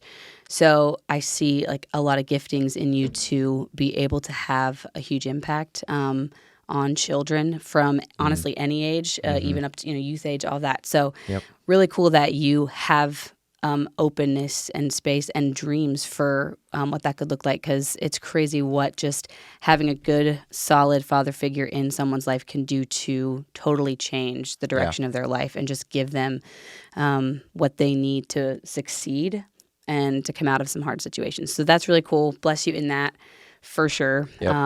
Whatever God wants to do with that dream one day. 100%. So thanks for sharing those things. Be awesome to see what happens. Don't know if I agree with you on the dog thing, since me and Jen's not into dogs. I probably will never have a dog in a sidecar of my motorcycle. Yeah. But that does must be sound... why I love them so much. I'm just kidding. I had to say it. That's no, funny. but Yeah, that's yeah. really cool too. That does sound like a lot of fun to have a little companion like that. But Yeah, for anyway. sure. Yeah, well, and speaking of Landon and Kelsey's kids, shout out to Kyler. So Landon does these cold plunges, where he sits in cold water, and he got Bodie in the other my day, and word. Bodie was not. Bodie having a said good Lasted a scream. 15th of absolutely a not. second. Lasted like a millisecond, got out of there, but Kyler was actually staying in there. It was very impressive. Well, it's called Landon I mean, was he doing was this. screaming He for a little wanted bit, out. but he stayed in. But he actually stayed in. And he asked Landon, he said, "Can you take me out Yeah. now?" And Landon said, "Oh yeah, but is And it then- cold Is it though?" cold, though? And then he's like, "Oh, fist bump, oh, head bump," and then in he that ran process, away. 10 more seconds, he got him to stay in Yeah. It there. was, yeah. So Anyway, sneaky getting parenting trick. No Oh, man. kidding. These kids are the best. They really are. yeah. So cool. Very good. So Kyle, what advice or wisdom do you wish you had heard sooner that you think could benefit others now? Many things that you wish you would know when you're younger, and that hard experiences. I feel like I've learned a lot of it through even my own mistakes, and God redeeming those, or just learning from them. And sometimes you wish you would just have that information downloaded or figure it out before Yeah. you go through, figure it out the hard way. Right. But one thing that I don't know why it kind of came to my mind, and that I feel like might apply to some young people, whatever. As a young teenager, I was involved in a lot of like conferences, worship events, whatever. Even as a younger guy, even before I was involved in them, I would maybe even attend them or be at the same church, whatever. And often, you see like young people like emotional and like going through things at the altar, or like, people have a big breakthrough, things like that. And sometimes, especially if you maybe weren't growing up like addicted to drugs and all these different, like you didn't have as drastic of a horrible lifestyle. You maybe grew up in a good home, but you still go through things. And it's like, you might not think your testimony is as cool, stuff like that a lot of young people have dealt with. I remember one time at a conference, I just really was not feeling like I was at a good place in my life, and really wanted God to just kind of break through, and also like kind of wanted, because you're like maybe a preacher's kid and supposed to have it all together, people can often assume that and not realize or notice that you're going through something. And like something in me really just wanted someone to like notice that, or reach out to me, or care enough to like come talk to me, whatever. And there's nothing wrong with being in a place of need sometimes, and like needing an encouraging word. But I remember one time, after that happened a few times, and I felt almost disappointed that something didn't happen, or that I didn't get what I was hoping for. One time I was out by myself. I kind of walked out of the room, and I was just like kind of praying to God, like, why do I feel this way? Why do I want this? Why does it feel almost disappointing when this doesn't happen? Whatever. And I just remember God very firmly, but graciously telling me and showing me, it kind of all flashed before my eyes at once. But yeah, I've been through some hard things in my life. I have things that I maybe need, or that I lack, and could use encouragement in. But he showed me, he's like, I've given you a life that 1% of the population ever gets to experience. Thinking about those all across the world that have such hard lives, and so many things that they were born into out of their control that they never get to experience or be blessed with. I've given you these things. I've gifted you with things. I've gifted you with discernment and ways to speak into people's lives and believe in people that don't believe in themselves. I've given you all these things, and you're sitting here thinking about yourself and what you need or what you think you want. And he just firmly but very graciously told me to get up and go in there, talk to the person that was born addicted to drugs because their mom was using when they were pregnant, that has had an abusive family situation their entire life, has never known anything but abuse, has been told that God hates them and thinks they're worthless and that they're a mistake. Go talk to them. And it completely shattered what I thought I needed and what I was feeling in my perspective of, like that I'm even in need compared to someone that's going through all of that. And just kind of showed me that he's going to take care of the things in my life that need to be taken care of if I trust him with it. But he's going to use what I am able to, how I'm able to be there for other people. I found that it ended up doing more for me than if someone would have came up to me. Yeah. And he taught me more through that, and also showed me in a clear way, kind of revealed to me that with what I'm going to be called to in my future and stuff, I need to be able to let God be that person that's going to encourage me and give me a word when I need it. And there'll be times where he brings people, and since then he's brought so many people into my life that speak into me, that encourage me, that build me up, amazing friends and connections. But I felt like I had to release it and trust him with that and do what I'm called to do and what he's gifted me to do. And now he's taking care of me in such a better way, and I lack nothing. And it's just that whole perspective of sometimes I feel like young people can when you see other people going through stuff or being noticed or having, amazing moments, whatever, getting your eyes off yourself and begin giving even maybe what you feel like you lack. It's amazing how God can use that to change your perspective. And also, I think it's way more fulfilling when you're able to help someone else than just waiting on people to come to you. It's just, it helped me to get over selfishness. And so I don't know if that's for any young people. It could be for older people too, but getting your eyes off yourself, it's just kind of kingdom mentality. It's just backwards how we often think like, oh, I'm in need. I need something. Right. It's amazing how when you pour out, then God's able to fill you. And when you seek the kingdom first, all these other things really are added, and that's one of them. Wow. Wow, that's such a good word, and I very much resonate with that because it's so often the times that I am inwardly focused on what I need and am asking God, like, why do I not have these needs met, or I'm struggling with these things that as soon as I switch even back to perspective with what you shared earlier, you switch that to what can you give for others, or how can you even maybe give out what you're needing and shift that. It's crazy how God 100% of the time comes through for your needs. That's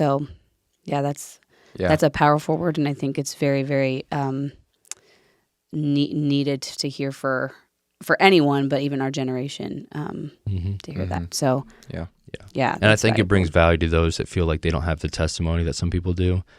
Take that as a blessing and also a responsibility that God's trusted you and blessed you to not have to go through some things that people have. Don't take that for granted. To me, that's a responsibility that I believe I'm going to be held accountable for. My family's far from perfect. My upbringing is far from perfect, but it is absolutely incredible, and I'm blessed far beyond what I deserve compared to so many people in the world. And to remember that every single day and just live with that perspective. And I think it is a responsibility to not be taken lightly, what you've been given, what you've been blessed with, and to share that and use that as an avenue to help the broken and people that are less fortunate than you. I think everyone's called to do that in some way. Yeah, absolutely. Awesome. Thank you, Kyle. Appreciate that. That's great. Phenomenal. Well, Jen, I guess we shall we? Kyle looks so confused. Kyle's like, oh shoot, what are we doing? We love the power we have as hosts. What? He has no idea. No, it's literally Jen, just. what time is it? What time is it? It is hot take time. It's hot takes. Spicy cakes. I was getting nervous. I was like, man. I know. We really built that up more than we should have. So. If we could have zoomed in on Kyle's facial expressions when we you'll see it. Yeah, exactly. From the side. About this. Sweet. So, Kyle, you got something. What do you got for us? Kyle, are you a controversial guy? What would you say about that? Do you have strong opinions about things in general? Because that's what hot takes are, is they are generally controversial topics that often have very differing sides. And sometimes usually the side you pick is often not as represented as that. But so some people are literally, I think it was Andy maybe, that it was kind of like, I had to think about this forever. He's like, because I don't really care. Yeah, that's fair. Yeah, I do. I mean, I love going against the grain in general. So, and challenging people's way of thinking and coming from a different perspective. I do love that. So, I guess maybe in a way.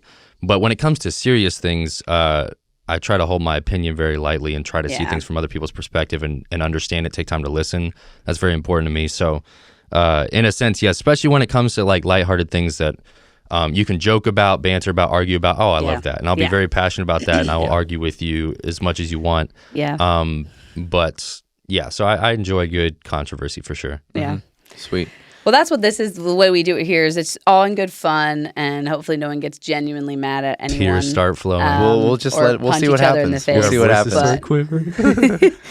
But I get very opinionated about things, and generally it's the things that don't really matter that I get most opinionated about, because I like to. I just enjoy the argument. Sure. And I often I like to. It's crazy, right? I like to defend my way of thinking, even if the difference between me and even the way like Kyle would think, or even Derek, or all three of those boys, especially Eugene, love him. But they're all very smart and they think through things really well. And so I'm more like, I just argue because it's fun, and do my arguments make sense? Half the time, no. And there's they have more backing for it, and that makes me even more badly want to just That makes you want to stand stronger. win And the be problem like, is Eugene will die on that hill too, and so you both true. me and So Eugene have died nobody's on giving many a in. hill Yep. together. That's true. But anyway, so I usually technically would always win battles like this, but I have fun trying. Oh yeah. So, Derek, did you have one? Or no? I didn't. No. 'Kay. I'm just chilling. So I'm looking forward to what Kyle has and what you got here, Jen. Well, I have a lot of different things, and Kyle and I, we know each other, so we have a lot of things that we disagree on or have different ideas on things. So I could have gone a bunch of different ways, but this is something that I would call, I guess it's a hot take. But when I watch a movie or read a book, which the book thing is fairly rare, but either one, I think is perfectly acceptable, and I do it if it's intense or if it's scary or if I'm like nervous about it or whatever. I will fast forward to the end. Oh my goodness! What? And just watch the end really quick, and then go back and finish the movie. You're serious, Jen? Yes. Oh, And good with a gracious. book, there's been times where I've read the last page of a book, when I before I even started, my just so because I word. Jennifer, almost that's so cannot cheating. I almost can't take the anticipation. Oh my, Like I'll be Jennifer. so stressed out. I'm like, if I would just know what Why? happens, then I can relax. I'm not mad. I'm just disappointed. I'm furious. Yeah. Jen, that's So like, anyway, that's there's There that. are a few things that It is what it that is. would drive me more crazy than that. Oh my word. That's like watching like the end of Top Gun and then like watching the regular movie. Okay, like so what's the point? If I'm with a group, like if I'm watching a movie with a group, obviously I'm not going to forward it because they're right there. But But the fact that you would. but The there's fact been, that you want when The I'm fact that by you myself, legitimately I'm want just to. like, especially if it's like there's a lot of, if I watch a show that's an action show or a crime show or something, that they're always like, there is always Yeah. so many jump scares and so I many, mean, like, I'll- you're almost yeah. there. I'm like, if I just know the end, then at least I know, like, I'm like, okay, I know he doesn't die. Cool. Now I can go back and I can enjoy the rest of it because it I'm makes like, the Wow. journey so much less exciting. It's That's true. like to me that's what's so sad is like then it makes it less exciting. And to you don't really want that excitement because it maybe scares Right. you or it's uncomfortable. So well, I want it. Like that's the Which thing is, just pains I me. love it. I love the excitement. I love excitement. I do. But when not it's enough when it's to- yes, unknown I love excitement, it. you know if you know what to expect, and that's a very different kind and of that's excitement. not real excitement. I think not it's like, true do you know how excitement. whenever you're That's fake so excitement. overstimulated that you almost like you can't handle it because you're Just you're handle so. it. Jen, you know just my teach yourself to status handle on it. this. Just do it. I know. So you probably won't find. So Interesting. neither of you guys would ever When you check out study the greatness, you'll find it's often I got to the point where I couldn't do it, but I just pushed through and did it anyway. And that's Okay, how don't you- turn this around I'm to make telling this you. all. Jen, we're serious. trying to This help is It's just a you. common Jen, thread we're in trying to greatness help you. in every category. Yeah. Hey, you know what? If He's it just makes saying you I'm not happy, great. but I just feel like You're not great at watching movies. I'll give you that one. No, but I think I can say never that. hurt anybody else in the process because I Survey was. says, does our audience agree with this? Yeah, you're right. I mean, you're great at a lot of I things, would but like- watching movies is clearly It's true. I would toughy. like Not to your hear if strong anybody point. else does this because, like I said, I will never do it for someone else or spoil. I'm big on like That's I fair. will not Okay. spoil a movie Very for someone considerate else. of you. Very. Thank to you. just watch a In the movie privacy for of how your it's own supposed to be home, watched. you do Yeah. whatever you want. I mean, So, but I'll when give you that. if I am by myself, I'm like, I'm not hurting anybody. That's a lot of things with things that I do in general that don't maybe make sense to people. I'm like, I do very much care about people. So I'm like, am I affecting them in this? And if not, it's just me, then by George, I'm going to do Oh it. man, Wow. Anybody want to Wow. come over it's for just a as movie much night? of a crime. But I mean, that's great that you don't Yeah. inflict. At least you don't inflict it on other people. That But and the I other- feel bad for you. Yeah. I feel bad for Jen. I know. Yeah. So there's that. Love Hey. love that for me. No, that's good. That's good. That's good. And then also, just real quick, ahead. I believe that popcorn is better stale. And This most, I know, and most, this I hate. Jen. I just think that when you Stale. leave And popcorn this So I out, like do very not chewy and appreciate. cardboardy, Jen. if you leave it out overnight, when I make popcorn Oh, at good home, gracious. I will Nelson Coblentz, we apologize. I will leave it out with the lid off overnight on purpose because I will enjoy better the next day. It kind of gets like the moisture from the air seeps into it, makes it a little more Why didn't you save this for when we talked to Nelson, Jen? delicious. He Oh, would go. dude, maybe he I would go should have. You do need to ballistic. bring this up. I don't Yeah. care if you've already talked about it. Bring Let's it up. just with go Nelson. over it. Obviously, lose it. it's crazy. Yeah. But We'll talk about that. So we'll talk sometime. about to Nelson. That But- man and- pops a lot of corn. And he knows his corn, and Yeah. you keep that corn fresh. But, not But with I Jen. do like that movie theater popcorn left in my car for a few days in the back seat. It's a real winner, huh? Pull it back out, keep on chugging. Oh. Anyway, I think I it's might delicious. cry. I mean, you're very easy to feed. Whoever I your eat husband, anything. whoever I might your get husband emotional. is not even gonna have to cook fresh because No, it's just and like all stale. steak. Sorry, I'll be done after this tangent. Stale but- steak? You're kidding. No, steak, not Like a stale. couple days old steak. No, listen, steak. Oh. This is what I do. Often when I eat, if I have steak or leftover, any type of like chunk of meat, like a pork chop or something, I will put it in my car after I leave the restaurant. And if it's like cool enough outside, which generally, I don't know why it always is when I have these other scenarios, I leave it in the car. And then generally the next day when I'm going to work, I eat it On cold from like on the way to Like work. off the dash, Like, just straight up. I just Put it on the dash, let it Chunk heat of up a meat little on the bit. dash. Yeah. First thing in the you morning. just hold it in your A hand. little bit of dust on Yum. there. 'Cause Yum. It's perfect. You pull it out of the. It's almost like the Meat. flavor. Yeah, meat. Chicken, I'm a Your little more car funny is also with, going to smell but- nasty. yeah, Well, that I mean, too. as long as it's cold enough. If it's hot outside, well, I'd still probably eat it. Jen's like, Then I'd it's still warmed eat up it. already, and you don't have to microwave it. Jen, I feel like Anyway. you just like doing things differently because they're Cold chunk of different. meat sitting A in the cold car overnight. steak, yeah, I Nothing just- Cold like it. steak, nice I baked, enjoy baked it. in the car. I do enjoy it. If any Wow. people are out there that do this as well, I would love Maybe you to. can join a group. That we is could join a group. wild. That is Anyway, absolutely okay, wild. moving on from that stuff Yeah, that yeah. no one agrees with. Kyle, anything you have to share with So us? one of my hot takes, I thought of a couple of things. It's kind of hard to pick, but we actually talked about, or you referred to a little bit. It was in your rapid fire questions, but socks for bed should equal jail time. No questions asked. I don't make the rules, but if I did, No, that you would do be not one of make them. the rules. If I governed this country in some fashion, If I was in power, rule number uno, yeah. jail time. I just honestly Local jail. It's not going to be like federal prison or anything. Right, Okay, so right. not a life chill. sentence. No. Just a I good just slap on the I wrist. literally like genuinely sometimes I am saddened for what people don't get to experience when they sleep because your feet being I've tried wrapped it, up nicely. and it's not for me. and also or they any, have- under your or any blanket. they American. have no these problem. new things called well, they're not new, but new for me. Slipper socks, where they're kind of like slippers, but they're also Socks. So even more weight So and yeah, claustrophobia even for your feet. more sweat on the more feet. bundled, more burrito-y. Jen, I do That's that in not my what we blanket. want. Like I'll put my feet under the covers, but no they're problem. not- Not they're- tucked. I will say Right, not tucked. not if you tucked. if you go to like a hotel or a bed Yeah. where it's great to make your bed and Yeah, tuck it yeah. in. I don't do it, but like that's fine. But you better kick those sheets Yeah. and like kick like your life if your depended toes on are it. like kind of curled under the end of the covers, Even if I oh, keep my feet under the covers, Yes. it better not be because they're getting like slammed into the bed. You because untuck the bottom of that sheet bed is tucked in. real oh fast. my goodness! But just like when your unclothed feet are in your bed sheets, it's like freedom. touching the sheet, moving around, your toes Clean are touching. feet. You got crusty dogs No, under there. I'm What's talking- happening? No, it doesn't matter if they're clean or dirty. It's just the Oh. feeling of your it's foot amazing. rubbing against the What? sheets. Something nice and cold. Oh, I hate it. Hate Oh, it. Like, it's I amazing. can't do it. All right. Well, we obviously disagree, but we want to hear Kyle's. We want to hear Kyle's. Well, Kyle's that side. was- okay. That was one. Oh of yeah, the- the first part. Yeah. Yeah, well, I have a couple we can talk about because we kind of already talked about that one. We did. Yeah. I don't know if this is a hot take or not. It's just kind of a weird thing. So I don't like. Actually, maybe first I should say just a real quick in there, in and out, done. Chick-fil-A sauce, not only overrated, just Yes, not that good. 100%. It's dirty mustard. If I'm I want with dirty you. mustard, I'll go Chick-fil-A sauce outside, can actually take a hike. get some Yeah. dirt, You're put right. some Heinz with it. You're right. I would do that. You're right. I want to Just too much, disagree like, with you want- because I do, wanna but I like- agree with you on I that. seriously want to like it, but I'm not a big mustard guy, and that's almost all I can Yeah. taste. It's just so mustard Yeah. heavy. That's true. Anyway, so that's no need to discuss that.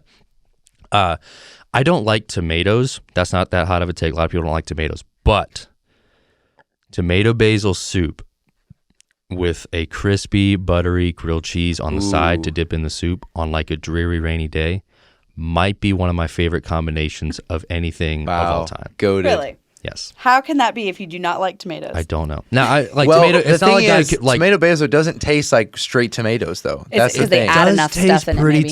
tomatoey. Yeah, though. it's very more tomatoey. just- different. Okay, so like tomatoes, I will eat them if they're on something or in something. They're not repulsive to me, but like if they're on a sandwich, I take it off. If it's just like I'm not just gonna eat a tomato if I can help it. But tomato basil, it's literally one of my favorite things of all time. But it usually has to be rainy know or that dreary either. outside. Okay. And some So it's the like whole a vibe. crispy sandwich or grilled cheese or even just Oh, a yeah. crispy like baguette Ooh. or something. Oh, yeah. My word. Oh yeah. Unbelievable. Unbelievably good. Speaking of rainy weather, last hot take right here. Dare I say, and I'll give some scenarios with this so that it's not an across the board thing, but let's say you have a Saturday off and there's no work, like you don't need to be outside for anything. There's no project activity work that needs to be done outside, but you have an open day to do whatever you want, and you could pick the weather. Dare I say, I would take a thunderstorm over a hot sunny day. I love thunderstorms. Amen, brother. I just like to be inside or indoors or like by a window or even driving. Or honestly, even out in it. Like there's something exciting about being out with no protection in a there you go. thunderstorm. Yeah. I love getting hit by like lightning. it takes you to like a different world, and like especially if there was something I wanted to do outside, sure. Like I don't want my plans to be canceled or anything. Like I love being outside on a nice day, but like I don't love hot sunny days, especially hot humid days outside anyway. So if I had to pick, like 9 times out of 10, I would pick a thunderstorm just because I love them so much, and they're not as common as hot sunny days here. Especially if I lived in a place that's dreary all the time, I'd think differently. Be a different ballgame. A good thunderstorm, with being your out suit. in it, being inside when it's going crazy outside, or falling asleep to it. Oh, yeah, my 100%. word. I sleep right by my window, and like when I was about my falling room, asleep just when thinking my room's about just it. getting lit up with lightning, I just like it's a different kind of sleep. Like I don't even want to sleep because I want to enjoy it, but yet I sleep so good, and it's just it's one of my favorite things. So anyway. Good call, Kyle. You're with him on that day? Oh, 100%. Like if I have if I can have a day off, make it rain, and I'll just be my word. even driving in the rain. I love driving in the rain. Like Kyle said, like people are like, "Oh, I hate driving in the rain." I'm like, "I'll take more of that, please." Like it's literally so good. Underappreciated for Very any good. weather. But Underrated. I will say there's places where it's a catastrophe and it's too much. Yeah. And Correct. So I do sympathize with those people. But where we're at, I feel like we get all You like 4 those seasons days. very beautiful and have good balanced weather. So I really appreciate rainy weather. Yeah. That's cool. There it is. I'm guessing you disagree, Jen. No, I love what you said. The whole picture you painted, it made it sound really nice. Like, you know. But if I do like him on occasion, and falling asleep to it, waking up to it when I can just be in bed, then yes. But You like humidity, so I know where this is going. Yeah. So if I'm That's a having problem. a day that I could have a free day to do something, and it's raining, I'm not going to get bent out of shape and be like, I hate this rain, because I enjoy doing things in the rain. I'll find something to do, and it's like, oh, I'll go to coffee shops, play games with friends, take a nap, like it's whatever. But if I could sit up with your face against the window watching just it. put your tongue out outside and Not what I drink said, it. but yep. Well, no, I was giving another option. Okay. And you love it so much. And so if I could choose though, 100%, I would want hot, 80, 90 degrees, full humidity. 100%. You're one of the Feel few it on people your I know body. that'll be like, man, it's not humid enough out here. Yeah. Very few. I Jen, love almost it. nobody Blows my says mind. But that. it's because that, like, for me, whenever I have a free anytime type of day, it's like I would love to be. I want to be playing sports. I want to be riding motorcycle. Yeah. I want to be I got you. hiking. Yeah. And Which I even enjoy all those things. and So it almost surprises myself. But yeah, it surprises me too. But not really, because I knew that It's you just because liked they're rain. so cool. I know. Yeah, There's just that's why I something- love the variety is amazing. Like a good rainy day, and when I'm working in the office, if it's a rainy day, I am actually often a lot more motivated to work, because there's something about the ambiance of that kind of just settles you down into this peaceful, like, Takes you to a different world. yeah, really it really does. does. It really does. And if it's sunny, I usually am like, oh, I wish I could be outside, so I'm less motivated So to work. yeah, you're right. And even people that don't like it, I encourage you to, when it's not ruining your plans, or like when you are just indoors anyway and it's going on outside, there's still people that are like, they're going to be inside anyway, but they'll just complain about it. I'm like, let yourself Enjoy just This is enter into it. God's And like, gift there's to so the much earth. beauty into Like- it that I feel like people just choose to be miserable and not appreciate Do it. you like it when you get caught in the rain when you're riding your bike? I've been soaked in ways I never thought I could be soaked. That's getting a caught whole in the different rain. Water ballgame. Getting everywhere. caught in the rain. Yeah, Not fun. the Being very- shot at by the nature. Yeah. The very, very first time that I took, so Kyle kind of gave me my first little lesson. We went 20 feet. And then another guy from our church helped me learn some more skills. But the very first time I ever took the bike on the actual road, I got to one place. I was like, okay, I parked. I was like, I didn't die. I didn't wreck. And then it started to rain. Oh boy. And I had to ride back to where we had the bark biked. The bark pikes. The bike parked at the Miller's house there, Kyle's house. And I had to drive it in the rain back. And it was absolutely terrifying. Because in my mind, it's like the roads are ice. They're complete like slick. black ice. And like it was the one most wrong move and gentle you're rain. dead. It wasn't even a big deal. Yeah, I got you, Jen. So you were fearing for your life for Yeah. sure. But there's definitely, I'm with you somewhat, Kyle, on that. Rain can be good. Cool. A somewhat agreement. Heard We're a making quote. progress. there is no bad weather. There's only bad clothing. So Where did I saw that somewhere? yeah, recently. Tony Yeah. Helmuth. So basically saying like, if you're complaining about the weather, you just don't have the right gear. You know what I'm saying? Okay. I like it. You know what I'm saying? I would be just more like there's only bad perspective. Like, Well, you that too. That's kinda what it's that's saying. better. Okay. But I was like, you know what? When you think about it, you're like, you can be, if you have the right gear or the right like perspective, anything can be good. So anyway, I was just throwing that in for what's worth. I love always those have little your tidbits. clothes. So I know, I rain got little gear, tidbits. snow gear, That's all right. the things. Yeah, I can hear that. But yeah. Well, we just thank the Lord that He decides all those things. He gives Amen. us such a variety. And who are we to say, oh Lord, why did you make this rainy? We should be embracing it. I really Dance in the rain. Shout out to North Carolina for just doing the best when it comes to weather. Like we've been a lot of places, and pretty much every place has its downside or at least one miserable season out of the year. I pretty much enjoy every month and its weather here in North Carolina. Yeah, yeah, we're blessed. it's a pretty good place. I might put a poll out. I really would be curious to hear as a whole if people are generally like, is there a majority of people that would enjoy sunny days over rainy days? But that That's true. Might That'll do a be a little poll on that. good poll on that one for sure. So just see what our audience is at. yeah. So Okay, thanks, Kyle. good hot takes. I thought of one for next episode or some Okay. other time. So we'll launch that one then. In the chamber. Yeah, that's right. Oh, that's Well, me. Jen, Okay. bring us home. All right, just a few final questions for you, Kyle. What has been a staple or key in your spiritual walk with the Lord that has benefited you the most? I know that I touched on perspective. That's definitely a big one, but I think probably more in the recent years that I'm discovering in a new way and realizing the importance of is the fear of the Lord and recognizing that how powerful He is, how amazing He is, and how truthful He is, but also just knowing that He is present and a part of every single moment of your life. But are we welcoming Him into every moment of our life? And just challenge a lot of, who you are when you're by yourself, when no one sees the treasures you're storing up in heaven, and just really grasping that more and more, that we really are in the hands of a mighty but righteous God, and just how amazing He is. It's so many things at once. Like it's overwhelming, His love and His truth, His grace, His mercy, and all that, but also what He's capable of, how what He's in control of in your life, what you're even trusting Him with when you give Him your life, and how He's so trustworthy. But it's amazing to me having a healthy fear of Him and realizing that He is a part of and watching every moment of your life and cares about it. Sometimes that can seem like a negative thing, like you don't want Him in every part of your life, but it's because He cares about it. He cares about you, and being more intentional to welcome into every situation, even if it's not a spiritual situation. Every moment of your life, is He welcome in that moment, and is He a part of it? And just that He wants to be your friend and be a father that walks with you through it. Gaining more perspective. It kind of is a perspective to have, the fear of the Lord, but I just think it's something that it's taking root in a deeper way in my life. And I think it helps you to have integrity in your decisions too, when that you're always thinking of that. You're always considering that. And I think it's true that it brings a lot of wisdom in decisions and in relationships. But in the deepest, darkest parts of yourself and private parts of yourself, you need to have in your things you're doing when you're alone, whatever, having that fear of the Lord, I think is really important. So That's so true, Amen. especially what you said at the end. Whenever how you honor Him when no one's watching. Whenever it's just you is something that is easy to kind of forget sometimes. That He sees all of it, and being aware of that. So.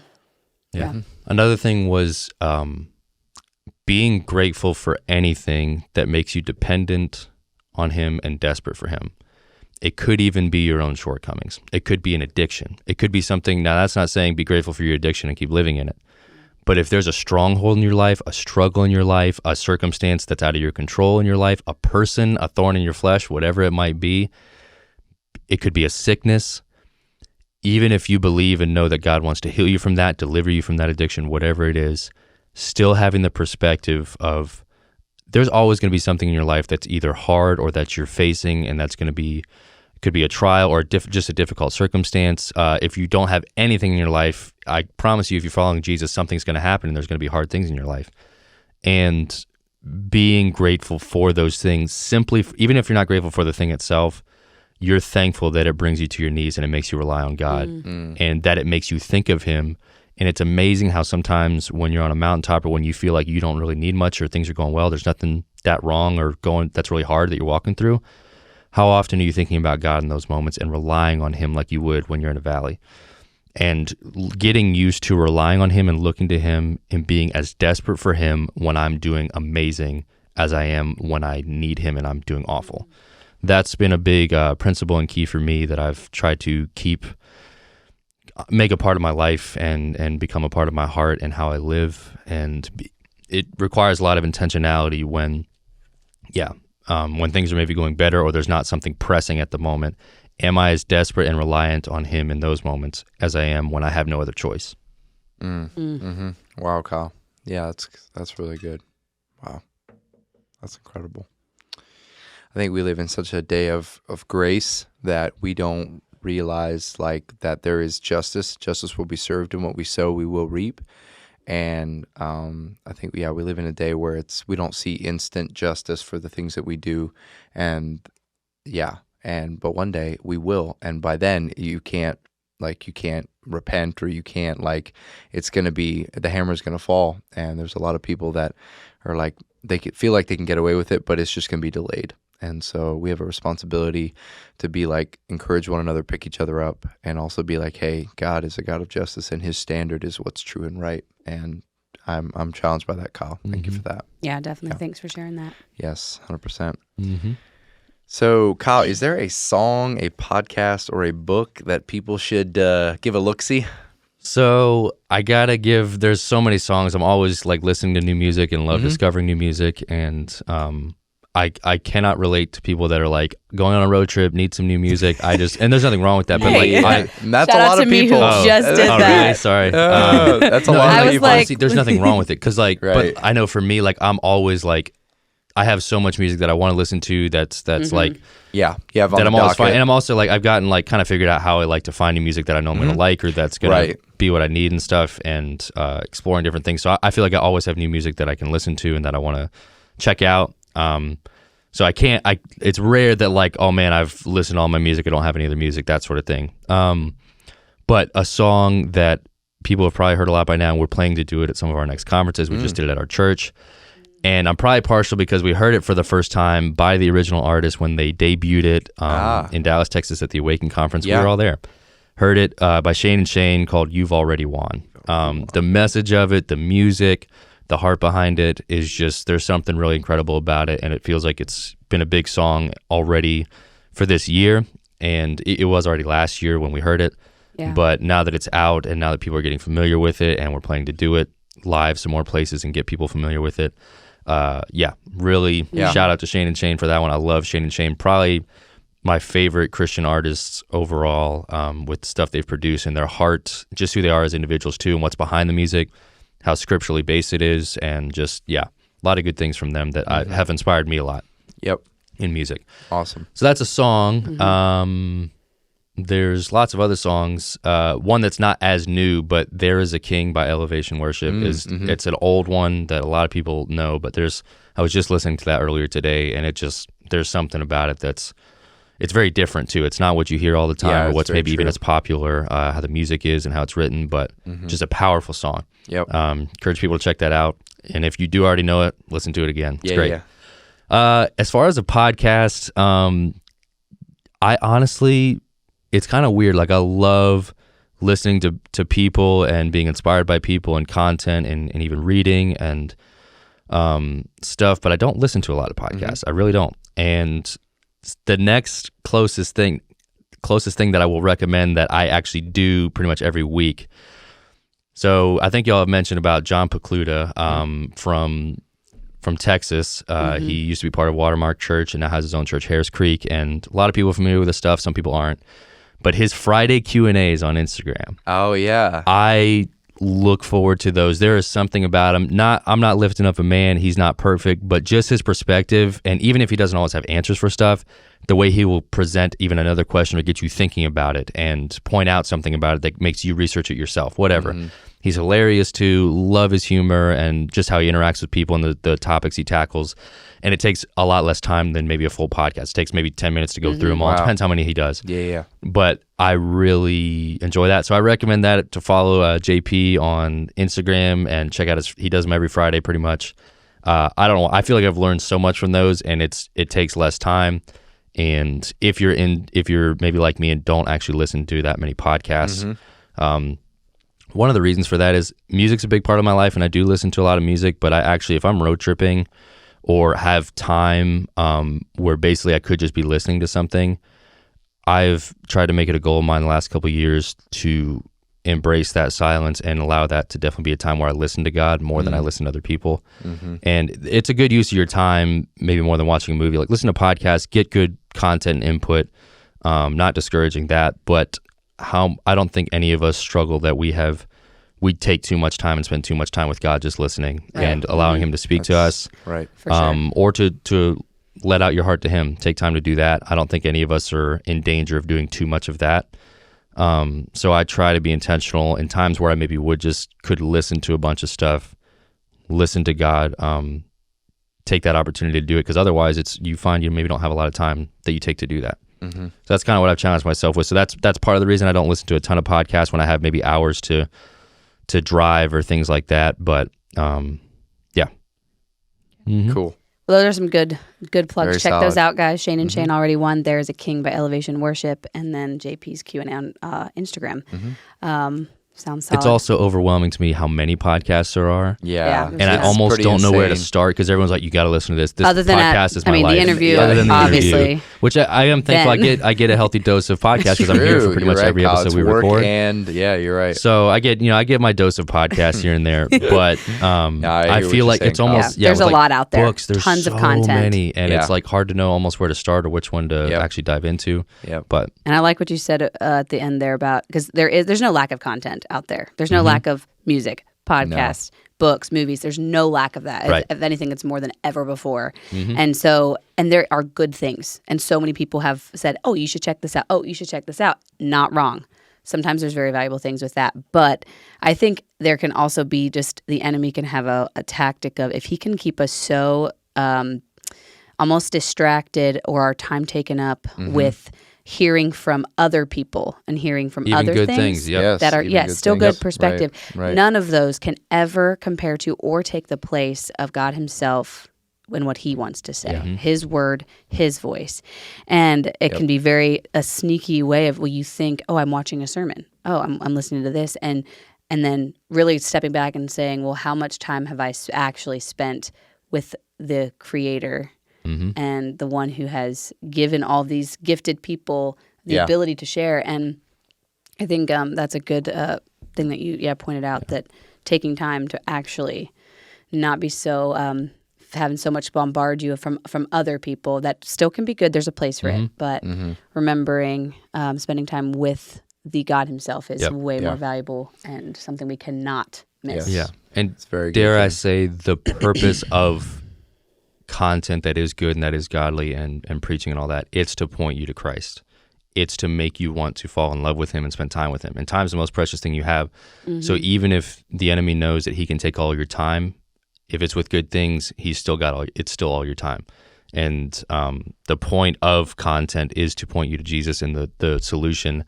People just you learn from people and you get inspired by people to do that, but that should still be the end goal, not just learning more stuff. Yeah, that's good. So I think God wants to speak things to us, but if we're like so busy and like just even taking in good content, he's not going to force himself. So that was awesome, Jen. Very well it's like we hear so much about him. How much do we hear from him? Right. And I think that's what a father would want. If I was a father, and other people are just telling my kids about me, after a while you're like, why don't you actually talk to me? I have things for you that I want to hear from you, but you're too busy listening to everything else. Wow. Good point, Kyle. Well said. Okay, well, we are just down to the final question we have for you. And Kyle, before I get to that and we close out, I just want to say a big thank you from both of us for taking the time to be on here. We always feel very honored that individuals take time to spend with us and be somewhat vulnerable and share from their life experiences. And I think that it has a lot of value in what it can do for those listening, and also hopefully for each individual on just to be able to take time to think about some of these questions. And it's just an honor to have you on. And for you guys that don't know Kyle, he is extremely kind and caring to everyone around him, and he has a depth of wisdom that benefits a lot of people. I'm sure his family, myself included, and I can speak for both Derek and I when I say that we are very blessed to have Kyle in our life and for what he brings and the way that he has shown Christ to me and the example he's been in that, and to all of his friends that he comes in contact with. I believe that God has a very special gift in touching the lives of those around him in his very gentle but strong, confident leadership that he carries. So incredible guy. I'm so grateful to know him, to be able to do life in this community with him and his family. And I never want to take the people around me for granted. And that was another reason I wanted this podcast even in the first place, was we just don't know how long we have people in our lives. And relationships can be hard, and there can be tough things that you face, but the people that you have, they're important, they're valuable, and you never want to take them for granted. So love your people well out there, and care about them well. And Kyle, you do that, and I appreciate that in you so much. So thank you for being on the Interview Podcast. And to wrap it up, is there any final words of encouragement or advice you want to leave with our listeners? Anything final that you want to share or plug? Well, thanks for those overly kind words, and I appreciate that, and definitely appreciate you guys a lot too. Very much. Derek is a brother, and Jen is a very good friend, and getting to do life together and stuff here, the feeling is very mutual, and I appreciate you guys a lot too. So thank you. This has been very scary, but has been fun, and it is an honor. Didn't I pee appreciate, yourself, right? Yeah, you guys asking. This is not something I would normally like. Yeah, it's not maybe my cup of tea, but I really am honored that you guys would ask, and have enjoyed it. It's been a fun conversation. But as far as encouragement for people, I think Jesus said it pretty well when he said everything can be summed up and kind of condensed into the two main commandments, and that's loving God and loving your neighbor as yourself. And sometimes you just need to tell yourself that, and it'll give you the solution, the simplest possible solution, but what you actually need for a moment, because you might realize, I'm not actually doing that. And about a year ago, it's actually coming up on a year that I lost one of my best friends, Alex, and I know you guys have talked about him on the podcast. His brother was a guest on here, and that experience has inspired me in a lot of ways and changed my life in a lot of ways this past year, in the things that you were talking about, in loving people, being intentional with them, forgiving quickly, reaching out and being intentional to initiate reconciliation quickly, having hard conversations, whatever it takes to be at peace with people. And even if you can't find peace or a perfect solution to a situation, doing everything that you can to love people and prioritize them and let them know you love them above anything they've done or what they are to you. I've found a new appreciation for people around me, and been trying to be, it's inspired me to be more intentional with those that I do have in my life. So that's God using a thing that's very hard and that I don't have all the answers to, and but he's using it to impact not only myself, but so many people in a very positive way. And I've already seen the fruits of that, and I can't wait to see more. But I think other encouragement, for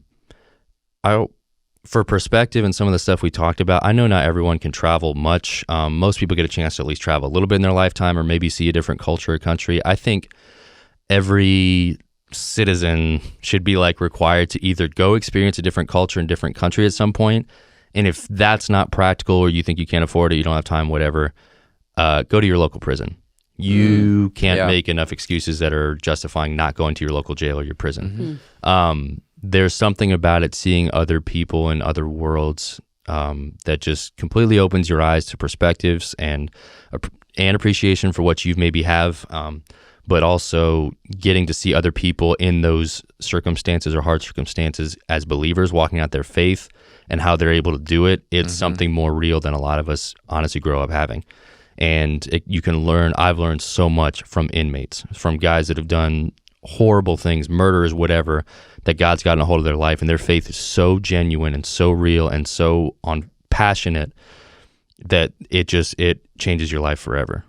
So if you can't travel the world much or whatever, that's fine. Go to your local jail. One time, me and my dad just went up the road to our local jail here, and just talking with those guys, taking time to talk with them and hear what their life is like. It's literally by the main road that everyone in our county drives by every single day, and they're in there day after day with no one. And some of them were believers, and they spoke into our life and blessed us. That blows my mind that they're able to do that and have that perspective when they're in need way more than I am, and they wanted to pour out because they have so much of Jesus inside of them. Yep. That's incredible to me.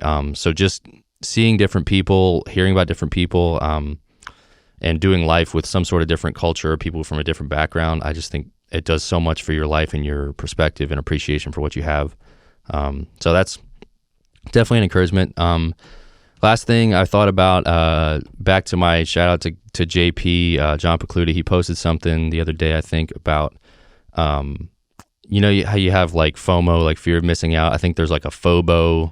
I don't know what that is. Froyo. That's fear of what? Yogurt. FOBO. I forget what I've heard it before. I don't know what it is. Fear of basketball onions. I don't know. Basketball anyway, so but he posted one. It was called Fonzo. FONSO. Oh. And that is the fear of not showing others. And I love, he was talking about, he was like, him and his wife were somewhere, I think it may be a nice place, and he went out early in the morning and was drinking coffee and reading the Bible or something, and there was this gorgeous sunrise. And his first thought was, oh my goodness, I got to capture this and show people, you know, what I'm experiencing right now. And then he kind of went on to say, like, almost he was kind of convicted of that, like how that can be our first tendency and how we have a fear of not showing others what's going on in our life. This is something I'm also very passionate about, and I'm very human. We all want to be loved, accepted, and people to think well of us. I'm not going to pretend we don't. But having that in the right perspective, and also just having a kingdom mindset that you're storing up your treasures in heaven, and when you do things for the recognition and glory of others or for people to think well of you, that's your reward, is them thinking well of you. And sure, feels great. It's nice on earth. But that's all you're getting for it. Just like when Jesus talked about, or when they were talking about the Pharisees praying and doing stuff in the street corners where people could see in the public eye, Jesus said they have their reward. Sure. That is their reward, is you seeing them and thinking well of them or thinking they're great. For myself, I have social media and I have like a music page and stuff. There's my plug. You can follow my music page. I don't post a ton, but I do some fun interactive stories and different things like that I need to do more of. Sorry for slacking on that, people that do follow them, but I honestly, a lot of people say like, don't believe what you see on social media because people just put their best life out there and make it look all this sort of thing. That's true for a lot of reasons, or that's just true in a lot of cases. I'll be honest, I do not put my best foot forward on Instagram. My life, it may look okay, but it's very random stuff that I post online, and usually very sporadic. Sometimes it may be what we're doing in the ministry, and I'll maybe share stories if I'm tagged in them. That's fine. But I can honestly say all the moments that I remember the most and that are the most precious to me, and what goes on in my life more, is something you never see on social media. And I like it that way. And basically, I am saying my social media is not a good indication of what my life is like as a whole, because I try not to, and really am not even tempted to, capture all the moments that you experience in ministry and stuff and post it for other people to see. It's okay. I'm kind of maybe the other extreme, because people have told me, Kyle, people care about what you're up to or what you're doing, and they want to see it, like it can maybe be encouraging to them. So I try to do some of that and maybe be more open and share things. But to me, there's something so special and sacred about the moments where no one else sees, no one else knows, no one may understand what your life is like. I love that, because there's just something about it that it also grows your relationship and your dependence on God, and realizing why you're doing what you're doing.